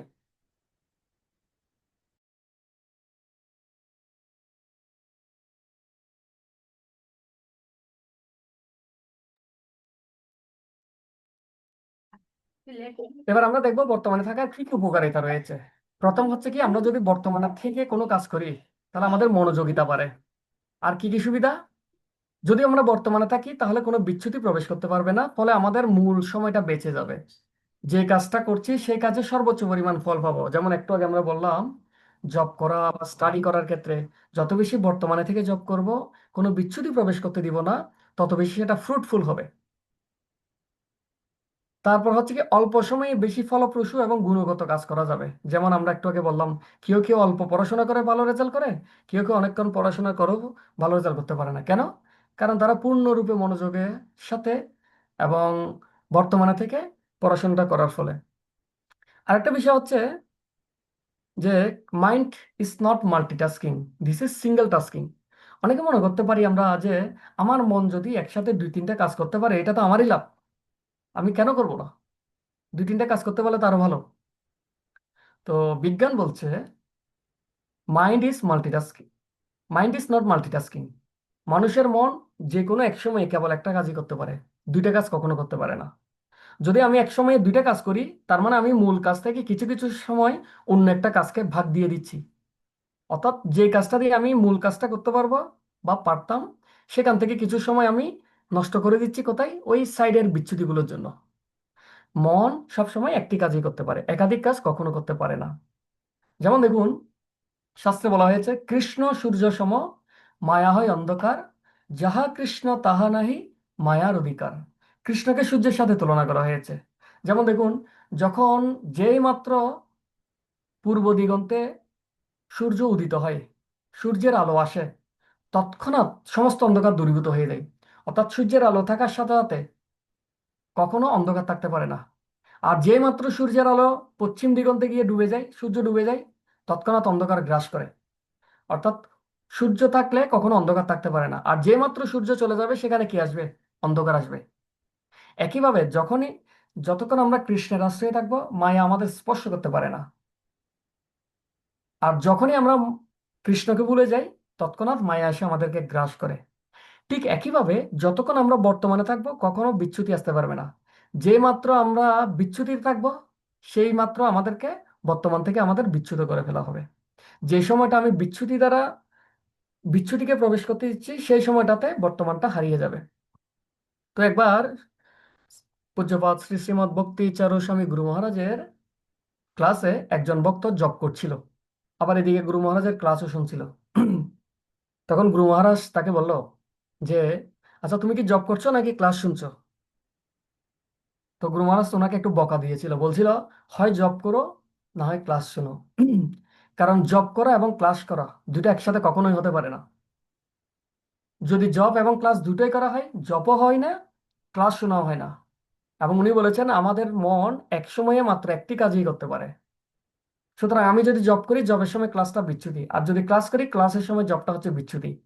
সুতরাং যে কোনো কাজ যে কোনো সময় একটা কাজে মনোনিবেশ করা উচিত, পূর্ণরূপে মনোনিবেশ করা উচিত। জীবনে প্রয়োজনে আমি 4টা 5টা কাজ কম করলাম, কিন্তু যা করলাম সেগুলো পারফেক্টলি করার চেষ্টা করা উচিত আমাদের। 5 নম্বর উপকারিতা কি? যদি আমরা বর্তমানে থাকি তাহলে বিজ্ঞান অপেক্ষা হাজারো গুণ বেশি সুখ স্বাচ্ছন্দ্য এবং চমকপ্রদ আবিষ্কার করা সম্ভব। আমরা বর্তমানে বিজ্ঞানের উপর খুবই সন্তুষ্ট। কেন? কারণ বিজ্ঞান আমাদের অনেক কিছুই দিয়েছে। হ্যাঁ, প্রকৃতপক্ষে আমাদেরকে অনেক কিছুই দিয়েছে। আজ থেকে 50 বছর আগের কথা চিন্তা করুন, যখন বিজ্ঞান এত বেশি উৎকর্ষ সাধন করেনি, তখন আমরা কিন্তু অনেক কিছু পাইনি। কিন্তু বিজ্ঞানের আশীর্বাদে আমরা অনেক কিছু এখন করতে পারছি। তো বলছে কেউ যদি বর্তমানে থাকার অভ্যাস করতে পারে, বিজ্ঞান যা দিয়েছে তার চেয়ে হাজার গুণ বেশি সুখ স্বাচ্ছন্দ্য এবং চমকপ্রদ আবিষ্কার করা সম্ভব শুধুমাত্র বর্তমানে পূর্ণরূপে কোনো বিষয়ে পূর্ণরূপে বর্তমান থাকার মাধ্যমে। কিভাবে সম্ভব আমরা একটু বলছি। আমরা জানি একটু আগে যে অষ্টসিদ্ধির কথা অষ্টাঙ্গ যোগ অনুশীলন করার কথা বললাম, যম, নিয়ম, আসন, প্রাণায়াম, ধারণা, ধ্যান, সমাধি। এই অষ্টাঙ্গ যোগ অনুশীলন করার মাধ্যমে তৎকালীন যারা মুনি ঋষিরা ছিল, মুনি ঋষিরা কি করত? শত শত হাজার হাজার বছর ধ্যান করত। ধ্যান করার ফলে কি করত? অষ্টসিদ্ধি লাভ করত। এবং অষ্টসিদ্ধি কিভাবে অর্জন করা সম্ভব ছিল? যখন তারা পূর্ণরূপে ধারণা, ধ্যান, সমাধিতে বর্তমানে থাকার মাধ্যমে উন্নীত হতে পারতেন, তখনই তাদের অষ্টসিদ্ধি লাভ হতো। এবং এই অষ্টসিদ্ধি লাভ করার পর তারা যা যা চমকপ্রদ জিনিস করতে পারতেন, সেটা বর্তমান বিজ্ঞান কখনো চিন্তাই করতে পারে না। কি কি করতে পারতো?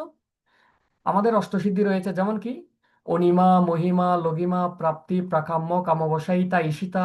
প্রায় 8 ধরনের সিদ্ধি রয়েছে। যেমন মনে করুন আমি এখানে বসে আছি, আমি চাইলে এখান থেকে হাতটা, যদি কেউ অষ্টসিদ্ধি লাভ করে থাকে, সে এখানে বসে আছে, হাতটা লম্বা করে আমেরিকার কোনো একটা বাগান থেকে কোনো একটা ফল নিয়ে এসে খেতে পারবে অষ্টসিদ্ধির প্রভাবে। তারপর কোনো একজন ব্যক্তি চাইলে হঠাৎ করে অন্তর্ধান হয়ে যেতে পারবে। কিভাবে? অনিমা, মানে একদম অনুর মতো হয়ে যেতে পারবে। তারপর এত বেশি ভারী হয়ে যাবে, হাজার হাজার মানুষও তাকে তুলতে পারবে না। যেমন হরিদাস ঠাকুরকে যখন 22 বাজারে বেত্রাঘাত করা হচ্ছিল, তাকে কোনোভাবেই মারতে পারছিল না। তখন বলছে যে আমাকে আমাকে কিছু উপায় বলুন, আমাদেরকে কিছু উপায় বলুন, যাতে আমরা আপনাকে কি করতে পারি, কিছু একটা করতে পারি। বলছে আচ্ছা ঠিক আছে, তোমরা এক কাজ করো, আমাকে গঙ্গায় ফেলে দাও। এখন গঙ্গায় ফেলে দেওয়ার জন্য যখন ওনাকে সবাই তুলতে লাগলো, এতজন লোক মিলে ওনাকে তুলতে পারছে না, এতই ভারী হয়ে গেল। মহিমা, অনিমা, মহিমা, লঘিমা, অর্থাৎ তিনি একদম পর্বতের মতো ভারী হয়ে যেতে পারেন। তারপর হচ্ছে কি, নিজের ইচ্ছাক্রমে যে কোনো জায়গায় বিচরণ করতে পারেন। তারপর আর কি, নিজের ইচ্ছাক্রমে যে কোনো গ্রহ সৃষ্টি করতে পারেন। তাহলে যে অষ্টসিদ্ধি, অষ্টসিদ্ধি অর্জন কিভাবে সম্ভব? পূর্ণরূপে বর্তমান থাকার সক্ষমতার উপর ভিত্তি করে। এবং এই অষ্টসিদ্ধি অর্জন করার পর যা যা অর্জন করা যাচ্ছে, সেটা কিন্তু বর্তমান বিজ্ঞান কল্পনাই করতে পারে না। বর্তমান বিজ্ঞান কি কল্পনা করতে পারে আমি এখান থেকে বসে হাত দিয়ে আমেরিকার বাগান থেকে ফল ছিঁড়ে নিয়ে আসবো? কখনোই সম্ভব নয়। বর্তমান বিজ্ঞান কি পারে আমি এখানে বসে আছি হঠাৎ করে অন্তর্ধান হয়ে যাব? কখনোই সম্ভব নয়। বর্তমান বিজ্ঞান কি পারে যে আমি এমন ভারী হয়ে যাব আমাকে কয়েক হাজার মানুষও তুলতে পারবে না? সেটা সম্ভব নয়। তাহলে বিজ্ঞান অপেক্ষা হাজার গুণ সুখ স্বাচ্ছন্দ্য এবং চমকপ্রদ আবিষ্কার শুধুমাত্র বর্তমানে থাকার সুবাদে অর্জন করা সম্ভব। আরেকটা উদাহরণ বলি, কুকুদ্দিমণি। আপনারা জানেন কুকুদ্দিমণি হচ্ছে কে? শ্রী বলরামের শ্বশুর ছিলেন। তো কুকুদ্দিমণি তার কন্যাকে নিয়ে ব্রহ্মার কাছে গিয়েছিলেন, ব্রহ্মলোকে। এবং ব্রহ্মলোকে গিয়েছিল কিভাবে? এত দ্রুত বেগে তিনি ব্রহ্মলোকে গিয়েছিলেন, যেটা আইনস্টাইনের রিলেটিভিটি থিওরি দ্বারা আমরা ব্যাখ্যা করি, যে আলোর বেগ বা তার কাছাকাছি বেগে যদি কেউ যায়, সময় সংকুচিত হয়ে যায়। মনে হচ্ছে আমি 5 মিনিট ভ্রমণ করেছি, কিন্তু ততক্ষণে এই পৃথিবীর সময়ে প্রায় লক্ষ বছর অতিক্রান্ত হয়ে যায়। তো কুকুরদিমুনি যখন ওখানে গিয়েছিলেন, তখন ব্রহ্মাকে বললেন, দেখুন হে পিতামহ, আমি এই লিস্টটা আনলাম, এই লিস্টের কার কাছে আমি আমার কন্যাকে সমর্পণ করতে পারি? তো ব্রহ্মা হাসছেন। কেন হাসছেন? ব্রহ্মা হেসে বলছেন যে তুমি যাদের লিস্ট নিয়ে এসেছো, তাদের কেউ আর এই পৃথিবীতে বর্তমান নাই, তাদেরকে কেউ চিনেই না। তাহলে দেখুন, এমন কোন মহাকাশযান রয়েছে যে মহাকাশযানের মাধ্যমে ব্রহ্মলোকে, অর্থাৎ এই ব্রহ্মাণ্ডের সর্বোচ্চ লোক, সেখানে পৌঁছা সম্ভব অল্প কয়েক কয়েক মিনিট সময়ের ব্যবধানে। ওনার কাছে লেগেছে কয়েক মিনিট, কিন্তু এই পৃথিবীর তুলনায় লক্ষ বছর অতিক্রান্ত হয়ে গেছেন। বিজ্ঞান কি পারবে? বিজ্ঞান বড়জোর এখান থেকে চাঁদের দেশ, চন্দ্রলোকে পর্যন্ত যাওয়ার দাবি করে থাকে, কিন্তু এর উপর আর যেতে পারে না। এরপর বিশ্বামিত্র মুনি তার শিষ্যকে সশরীরে স্বর্গে প্রেরণ করেছেন। আমরা যারা কৃষ্ণ ভাবনায় আসার পূর্বে আমাদের সর্বোচ্চ গন্তব্য ছিল স্বর্গ পর্যন্ত। স্বর্গের উপরে যে আর কি রয়েছে সে সম্পর্কে কোনো আইডিয়াই ছিল না, ইভেন আমারও ছিল না। হ্যাঁ, হয়তো বৈকুণ্ঠ ওয়ার্ডটা কখনো কখনো শুনেছি, কিন্তু টার্গেট ছিল স্বর্গ। কিন্তু বিশ্বামিত্র মুনি মন্ত্র বলে তার শিষ্য ত্রিশঙ্কুকে স্বর্গলোকে প্রেরণ করেছিলেন। এই সব কিছু আমাদের এত বছর চেষ্টা করার পরেও বিজ্ঞান কি পারছে চন্দ্রলোকে মঙ্গল গ্রহে কোনো একটা লোককে স্থায়ীভাবে পাঠাতে? পারছে না। কিন্তু মন্ত্র উচ্চারণের প্রভাবে অষ্টসিদ্ধির মাধ্যমে সেটা সম্ভব হচ্ছে। এবং এই সমস্ত কিছু কিভাবে অর্জন করা যাচ্ছে? শুধুমাত্র মন্ত্র জপে ওনারা বর্তমান ছিল পূর্ণরূপে কোনো রূপ বিচ্যুতি ছাড়া, ফলে তারা সিদ্ধি লাভ করেছেন এবং এত সমস্ত চমকপ্রদ বিষয়গুলো দেখাতে পারছেন। এরপর আমরা কি দেখতে পাই? সৌবরী কিছু আম, বিগত বছরগুলোতে আমরা দেখেছিলাম কি মোদি সমুদ্রের নিচে গিয়ে দ্বারকার পূজা করেছিল। তো দ্বারকায় পূজা করতে যখন গিয়েছিল তখন তাকে কয়েকজন ব্যক্তি ধরে নিয়ে গিয়েছিল, অক্সিজেন সিলিন্ডার নিয়েছিল, যাতে কি করতে পারে, শ্বাস প্রশ্বাস চালাতে পারে। কিন্তু সবরীমণি হাজার বছর জলের নিচে তপস্যা করেছিল। তখন কি কোনো অক্সিজেন সিলিন্ডার ছিল? কোনো সহায়তাকারী কোনো বিজ্ঞানের টিম ছিল? কিন্তু ওনারা পেরেছে। এরপর কর্দমমণি সম্পর্কে যদি আমরা জানি, দেবহূতিকে বিবাহ করার পর মনুর কন্যা, মানব জাতির পিতা মনুর কন্যা, স্বয়ংভূ মনুর কন্যা দেবহূতি মাতাকে বিবাহ করেছিলেন কর্দমমণি। বিবাহ করার পর তিনি এত বেশি সাধনায় মগ্ন ছিলেন, তিনি যে বিবাহ করেছেন সেটা প্রায় ভুলেই গেছেন। ততদিনে মাতা দেবহূতি একদম ক্ষীণপ্রায় হয়ে গেছেন। তো কর্দমমণি মন্ত্র বলে ওনাকে কি সেই হারানো যৌবন ফিরিয়ে দিয়েছেন। এবং যেহেতু বিবাহ করেছেন, বিবাহ বিবাহের পর আমরা সাধারণত কোথায় যাই? মধুচন্দ্রিমায় যাই, হানিমুন বলা হয়। তো মধুচন্দ্রিমায় একটু যাওয়া দরকার, কারণ নতুন বিবাহ করেছে। যদি বিবাহ করার পর অনেকদিন ভুলে গেছে, তখন তিনি কি করেছেন? আমরা মধুচন্দ্রিমায় যাওয়ার জন্য কি করি? বিমানের টিকিট কাটি সামর্থ্য অনুসারে, আর না পারলে আমরা ট্রেনের টিকিট কাটি, বাসের টিকিট কাটি। ঠিক তিনি কি করেছেন? তখন তো আর গাড়ি ঘোড়া ছিল না, তিনি কি করেছেন? মন্ত্র বলে একটা দিব্য বিমান সৃষ্টি করেছেন। ওই দিব্য বিমান ব্রহ্মাণ্ডের যে কোনো জায়গায় ভ্রমণ করতে সক্ষম। বর্তমানে আমরা নাসা যে সমস্ত মহাকাশযান তৈরি করছে, সে মহাকাশযানগুলো সূর্যের কাছে যাওয়া তো দূরের কথা, সূর্য থেকে লক্ষ কিলোমিটার দূরেও যেতে পারে না, কারণ জলে পুড়ে ভস্ম হয়ে যাবে। এমন এমন কিছু এলাকা রয়েছে যেখানে তাপমাত্রা হিমাঙ্কের নিচে, সেখান দিয়ে যেতে পারে না, পুরো যন্ত্রটা বিকল হয়ে যাবে। কিন্তু কর্দমমণির সে দিব্য বিমান তিনি কি করেছিলেন? সমগ্র ব্রহ্মাণ্ডে উড়ে উঠতে সক্ষম ছিল। এবং সেই বিমানের মধ্যে জীবন ধারণকারী সমস্ত উপাদানগুলো ছিল। একটা রাজপ্রাসাদ ছিল, সরোবর ছিল, উদ্যান ছিল, ফল ফুল সমস্ত কিছু ছিল। আবার এমন নয় যে কর্দমমণি পৃথিবী থেকে ল্যান্ড করেছেন, ল্যান্ড করার পর কয়েক মাস ঘুরেছেন, তারপর ফুয়েল বা জ্বালানি শেষ, আবার এসে ফুয়েল দিয়ে আবার উপরে উঠতে হচ্ছে না। কর্দমমণির দিব্য বিমানে কোনো জ্বালানির দরকার ছিল না, ফুয়েলের দরকার ছিল না, এটা অটোমেটিক সব জায়গায় ঘুরতে পারতো। কিন্তু আমাদের বর্তমান যে বিজ্ঞান যে মহাকাশযান তৈরি করে, সেগুলোতে কি দরকার? অবশ্যই জ্বালানি দরকার। জ্বালানি যদি শেষ হয়ে যায়, বিমান বিধ্বস্ত হবে। তারপর সেখানে যদি কোনো যান্ত্রিক ত্রুটি থাকে, বিধ্বস্ত হয়। যেমন আমরা রিসেন্টলি দেখলাম মাইলস্টোন কলেজে যে বিমান দুর্ঘটনা। তো এই যে বিজ্ঞান অপেক্ষা চমকপ্রদ আবিষ্কারগুলো কিভাবে সম্ভব হয়েছে? এই সমস্ত মুনি ঋষিদের দ্বারা, পূর্ণরূপে বর্তমান থাকার মাধ্যমে। অর্থাৎ পূর্ণরূপে যদি আমরা বর্তমান থেকে সিদ্ধি লাভ করতে পারি বা আমাদের কার্যে সিদ্ধ হতে পারি, তাহলে কি লাভ হবে? বিজ্ঞান অপেক্ষা বহু চমকপ্রদ আবিষ্কার আমরা করতে পারি। এখন প্রশ্ন হচ্ছে, আমরা দেখলাম যে বর্তমানে থাকার অনেক উপকারিতা রয়েছে।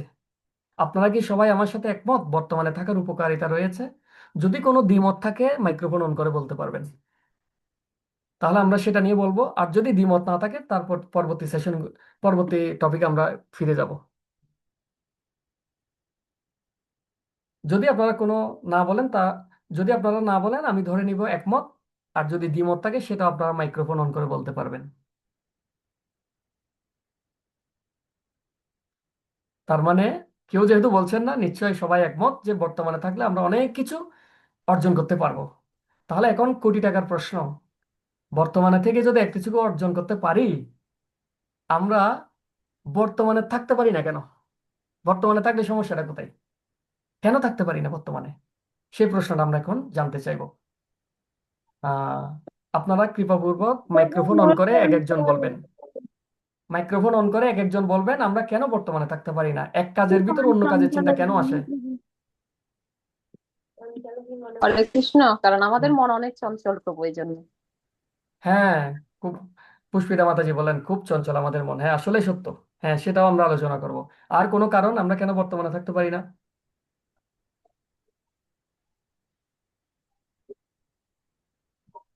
আমরা পরিকল্পনা করতে থাকি কোনো কিছু। জয় নরশ্রেষ্ঠ প্রভু কি জয়। হ্যাঁ, হ্যাঁ প্রভু, আপনি ঠিক বলেছেন, এটা আমারও সমস্যা। আমি যদিও থিওরিটিক্যালি বলছি, প্র্যাকটিক্যালি কিন্তু অনেক স্ট্রাগল করতে হয়, অনেক সমস্যায় পড়ি। হ্যাঁ প্রভু, আর কেউ? হরে কৃষ্ণ, সবার চরণে প্রণাম। আসলে আমি আপনার থেকে শোনার পর বুঝলাম যে বর্তমানে থাকাটাই জরুরি।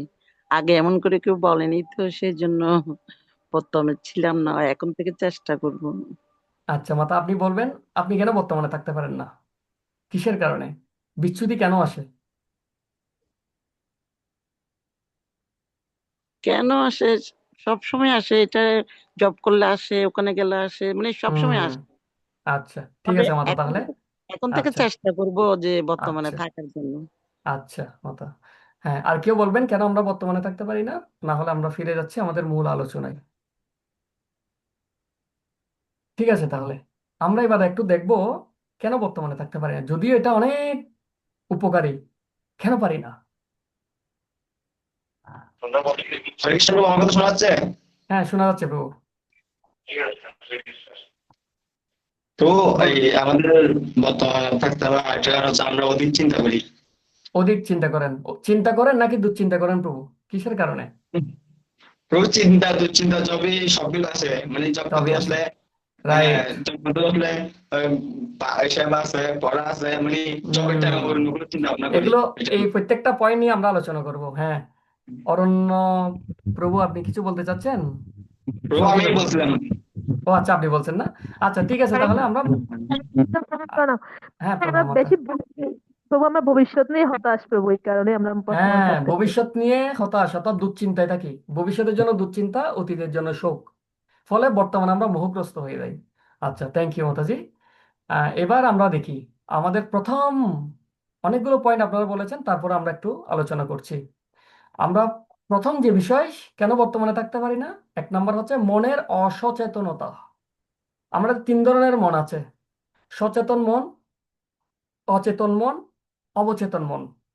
আমরা বেশিরভাগ সময় অসচেতন বা অচেতন এবং অবচেতন মনে থাকি, সচেতন মনে থাকি না। এই মনের অসচেতনতার কারণে আমাদের বর্তমানে থাকা যায় না। যেমন অনেক সময় দেখবেন আমরা একদিকে হা করে তাকিয়ে আছি, সামনে দিয়ে কি যাচ্ছে যাচ্ছে না, ওই দিকেই তাকিয়ে আছি, সামনে কি হচ্ছে হচ্ছে না, কোনো খেয়াল থাকে না। তাকিয়ে আছি কিন্তু খেয়াল থাকে না। যেমন অনেকে তখন টিভির সামনে হা করে থাকতো, খবর চলে যাচ্ছে, খবর চলে যাওয়ার পর জিজ্ঞেস হতো, এই আজকে কি খবর দিছে? এই ধরনের কাহিনী কিন্তু আপনাদের জীবনে অনেক সময় হয়তো উপলব্ধি করেছেন। আমরা কোনো দিকে হা করে তাকিয়ে থাকি, কিন্তু একটা ব্যক্তি চলে গেল, যাওয়ার পর জিজ্ঞেস করলাম এই ব্যক্তিটা আসলো না কেন? এই যে কোনো দিকে তাকিয়ে থাকা, খেয়াল না থাকা, কি বলছে না বলছে সেটা না শোনা, এই যে মনের অসচেতনতার কারণে আমরা বর্তমানে থাকতে পারি না। আমি চোখ দিয়ে দেখে আছি, কান দিয়ে শুনে আছি, কিন্তু মন না থাকার কারণে আমরা বর্তমানে থাকতে পারি না। দ্বিতীয় নাম্বার পয়েন্ট যেটা মাতাজি বলেছেন, মনের চঞ্চলতা। মনের চঞ্চলতার কারণে আমরা বেশিক্ষণ একটা বিষয়ের উপর মনোযোগ রাখতে পারি না। তো আমার মনে হয় এই পুরো ব্রহ্মাণ্ডে দুটো সবচেয়ে চঞ্চল বস্তু রয়েছে। একটা হচ্ছে সায়েন্সের ভাষায় ইলেকট্রন, কখনো বসে থাকে না, সবসময় রেস্টলেস, সবসময় ঘুরতে থাকে, সবসময় চঞ্চল। আরেকটা হচ্ছে মানব মন, মানুষের মন অত্যন্ত চঞ্চল। এবং এই মন যে চঞ্চল সেটা আমার কথা নয়, এটা স্বয়ং অর্জুন অর্জুন স্বীকার করেছেন। চঞ্চলা হি মনো কৃষ্ণ প্রমাতি বলবৎ দৃঢ়ম। অর্জুন এতই শক্তিশালী ছিল যে তিনি তীর মারার মাধ্যমে যে বাতাস আমরা চোখে দেখি না, সেই বাতাসকে পর্যন্ত অর্জুন কি করে ফেলতে পারতো, স্তব্ধ করে দিতে পারতো। সেই এরকম একটা শক্তিশালী যোদ্ধা, শক্তিশালী ব্যক্তি, তিনি কি বলছেন, আমি বাতাসকে রুদ্ধ করে দিতে পারি কিন্তু মনকে কন্ট্রোল করতে পারি না। তাহলে মন কত বড় চঞ্চল। তো পরবর্তী শ্লোকে ভগবান কি বলেছেন, অভ্যাসন বৈরাগ্য, অভ্যাস এবং বৈরাগ্যের দ্বারাই একমাত্র মনকে চঞ্চল মনকে দমন করা যায়। তাহলে এই যে দুটো পয়েন্ট বলা হয়েছে, ভগবান বলছেন অভ্যাস এবং বৈরাগ্য। অভ্যাস মানে কি, বারবার চেষ্টা করা, নেভার গিভ আপ, কখনোই ছেড়ে দেওয়া যাবে না, বারবার চেষ্টা করতে হবে। আমরা ব্যর্থ হব, আবার চেষ্টা করব, ব্যর্থ হব, আবার চেষ্টা করবো, বারবার অভ্যাস করতে হবে, ছেড়ে দেওয়া যাবে না। আরেকটা হচ্ছে কি বৈরাগ্য। বৈরাগ্য মানে হচ্ছে গিভ আপ। একটা হচ্ছে নেভার গিভ আপ, একটা হচ্ছে গিভ আপ। তাহলে বৈরাগ্য মানে ত্যাগ করা, ছেড়ে দেয়া। কি ছেড়ে দিতে হবে? যে জিনিসগুলো আমাদের হৃদয়ে চাঞ্চল্যের সৃষ্টি করে, চিত্ত চাঞ্চল্যের সৃষ্টি করে, সেগুলো থেকে দূরে থাকতে হবে। মোবাইল নিলে যদি আমার খারাপ চিন্তা ভাবনা আসে, মোবাইল থেকে দূরে থাকতে হবে। যে যে বিষয়গুলো আমার হৃদয়ে বা চিত্তে চাঞ্চল্যতার সৃষ্টি করে, সেই বিষয়গুলো থেকে দূরে থাকতে হবে, সেগুলো ছেড়ে দিতে হবে, সেগুলোর প্রতি বৈরাগ্য প্রদর্শন করতে হবে। ভগবান নিজেই বলেছেন, দুটো সলিউশন দিয়েছেন, একটা হচ্ছে অভ্যাস আর একটা হচ্ছে বৈরাগ্য। অভ্যাস মানে কি, বারবার চেষ্টা মনকে দমন করার জন্য, আবার আত্মার অধীনে ফিরিয়ে নিয়ে আসার জন্য। আর বৈরাগ্য মানে কি, যেগুলোর ফলে আমার মনটা চঞ্চল হয়ে যায় সেগুলোকে বাদ দিতে হবে, সেগুলো পরিহার করার চেষ্টা করতে হবে। তাহলে আমরা বর্তমানে থাকতে পারবো। 2 নম্বর পয়েন্ট। 3 নম্বর হচ্ছে কি, দুশ্চিন্তা। আমাদের জীবনে দুশ্চিন্তা সবচেয়ে বড় ফ্যাক্টর হিসেবে কাজ করে, যেটা আমাদেরকে এক কাজের মধ্যে অন্য কাজের দুশ্চিন্তার ফলে যে কাজটা করতে গেছি সে কাজটা ভালোভাবে করতে পারি না। জব করার সময় টাকা পয়সার চিন্তা, জব করার সময় পরীক্ষার চিন্তা, দুশ্চিন্তা। এই দুশ্চিন্তা আমাদের মেইন কাজটাকে হালকা করে দেয়, ফলাফলটা কমিয়ে দেয়। এবার এই দুশ্চিন্তাকে দূরে রাখার জন্য আমি দুটো জাগতিক সমাধান বলবো, দুটো আধ্যাত্মিক সমাধান বলবো।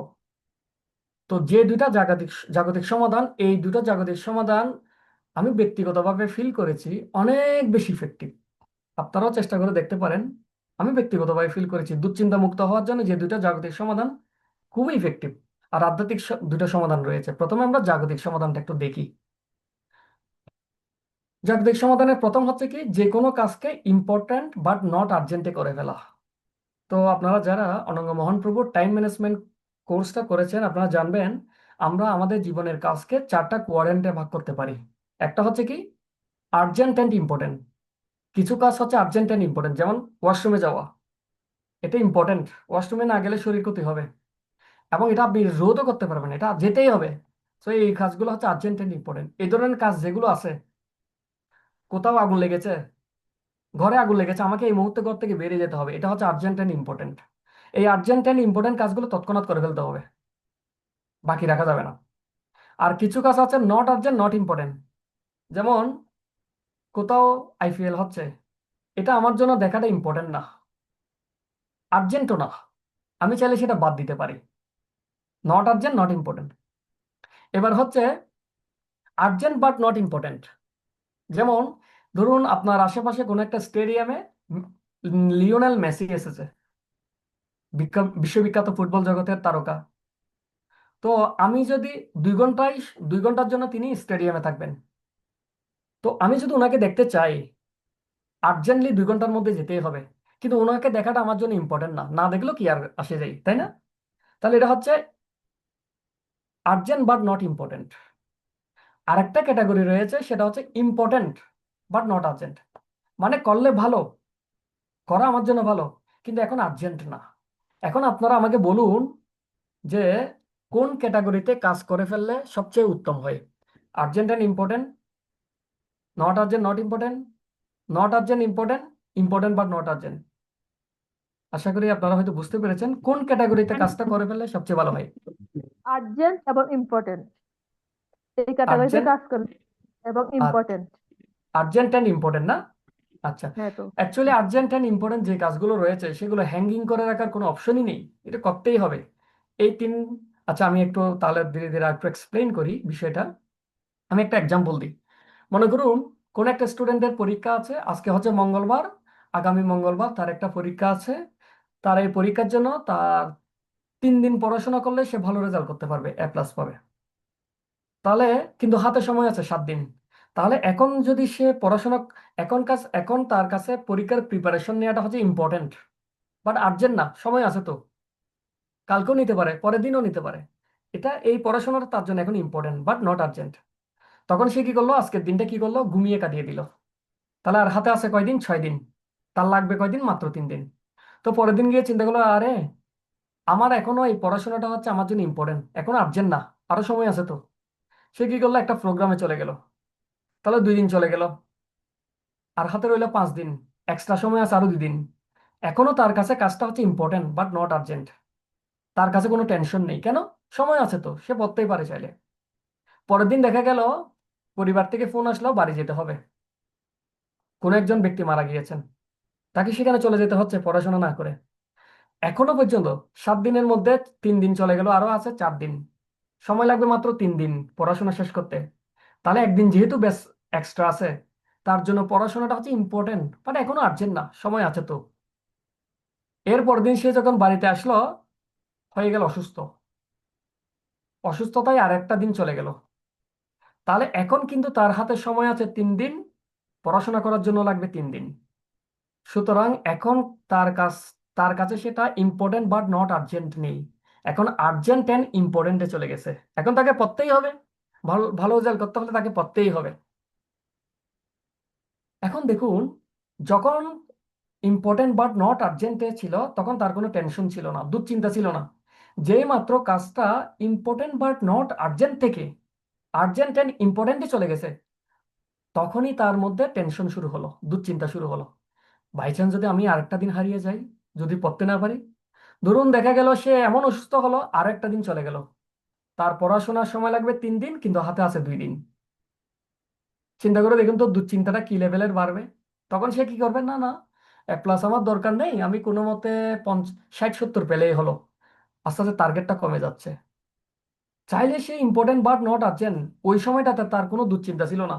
চাইলে সে প্রথম 3 দিন পড়াশোনা করে বাকি 3 দিন ঘুরে বেড়াইতে পারতো, কোনো দুশ্চিন্তা তার কাজ করতো না, যদি সে ইম্পর্টেন্ট বাট নট আর্জেন্টে কাজটা করে ফেলতো। এখন যেহেতু সে আর্জেন্ট ইম্পর্টেন্ট ক্যাটাগরিতে চলে আসছে, সময় যতই যাচ্ছে তার টেনশন ততই বাড়ছে, দুশ্চিন্তা ততই বাড়ছে। এবং বিলিভ ডেট, দুশ্চিন্তাগ্রস্ত অবস্থায় মানুষের কাজ ভালো হয় না এবং অনেকগুলো সময়ের অপচয় হয়।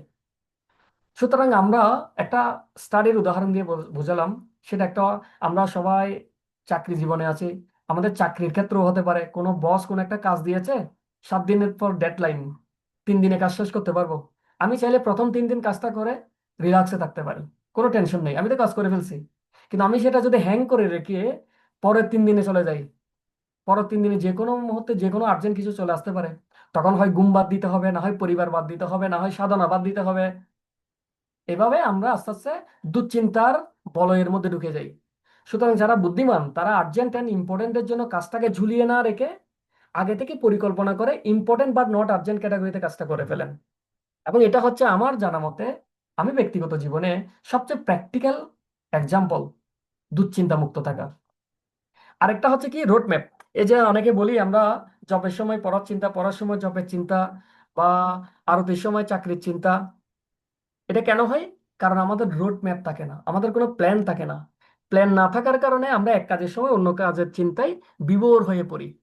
সুতরাং এটার জন্য আমাদের কি করতে হবে, একটা প্ল্যান করতে হবে। আমি এত বছরের মধ্যে এই জিনিসগুলো অর্জন করতে চাই, এত বছরে যদি অর্জন করতে চাই, আমার 1 মাসে কতটুকু কাজ করতে হবে, 1 সপ্তাহে কতটুকু কাজ করতে হবে, 1 সপ্তাহে যদি এতটুকু কাজ করতে হয়, দিনে কতটুকু কাজ করতে হবে, এভাবে যদি আমাদের রোড ম্যাপ থাকে, তখন আমি যদি পড়তে যাই, স্টুডেন্টের উদাহরণ দিয়ে যদি বলি, ফিজিক্স পড়ার সময় যদি আমার কেমিস্ট্রির চিন্তা আসে, তখন আমি চিন্তা করি, না না, আমার কেমিস্ট্রির জন্য তো টাইম বাজেট করা আছে, তাহলে আমি ফিজিক্সের সময় ওই চিন্তাটা কেন করব। সুতরাং প্রপার প্ল্যান এবং রোড ম্যাপ যদি থাকে, টেনশন কিন্তু অনেক কমে যায়। আর দুটো আধ্যাত্মিক সমাধান হচ্ছে কি, যথাভাবে সন্তুষ্টি, কৃষ্ণের উপর ভরসা করে থাকা। শাস্ত্রে বলা হয়েছে ভাগবতমে, দয়া সর্বভূতেষু সন্তুষ্ট যেন কেন বা সর্বেন্দ্রিয় পশ্যন্তাচ্ছ তুষ্যতে আশু জনার্দন। অর্থাৎ যিনি সর্বভূতে দয়া, যথালাভে সন্তোষ, বিষয় থেকে সমস্ত ইন্দ্রিয়ের নিগ্রহ, এইসবের দ্বারা এইসবের দ্বারা ভগবান জনার্দন শীঘ্রই প্রসন্ন হন। কেউ যদি যথালাভে সন্তোষ, ভগবান কৃপা করে আমাকে যা দিয়েছেন তাতেই যদি আমি সন্তুষ্ট হই, ভগবান খুবই সন্তুষ্ট হন। ভগবদ গীতায় বলা হয়েছে, কি বলা হয়েছে, 4 চতুর্থ অধ্যায়ের 22 নম্বর শ্লোকে, যদ্দিচ্ছলাভ সন্তুষ্ট দ্বন্দ্বাতীত বিমৎসর সমসিদ্ধ বা অসিদ্ধ চ কৃত্যাপি না নিবদ্ধতে। যিনি অনায়াসে যা লাভ করেন তাতেই সন্তুষ্ট থাকেন, যিনি সুখ দুঃখ রাগ দ্বেষ আদি দ্বন্দ্বের বশীভূত হন না এবং মাৎসর্য শূন্য, যিনি কার্যের সাফল্য অসাফল্যে অবিচলিত থাকেন, তিনি কর্ম সম্পাদন করলেও কর্মফলের দ্বারা কখনো আবদ্ধ হন না। অর্থাৎ যথালাভে সন্তুষ্টির মাধ্যমে আমরা কি করতে পারি? দুশ্চিন্তাগ্রস্ত হওয়া থেকে মুক্ত থাকতে পারি। এটা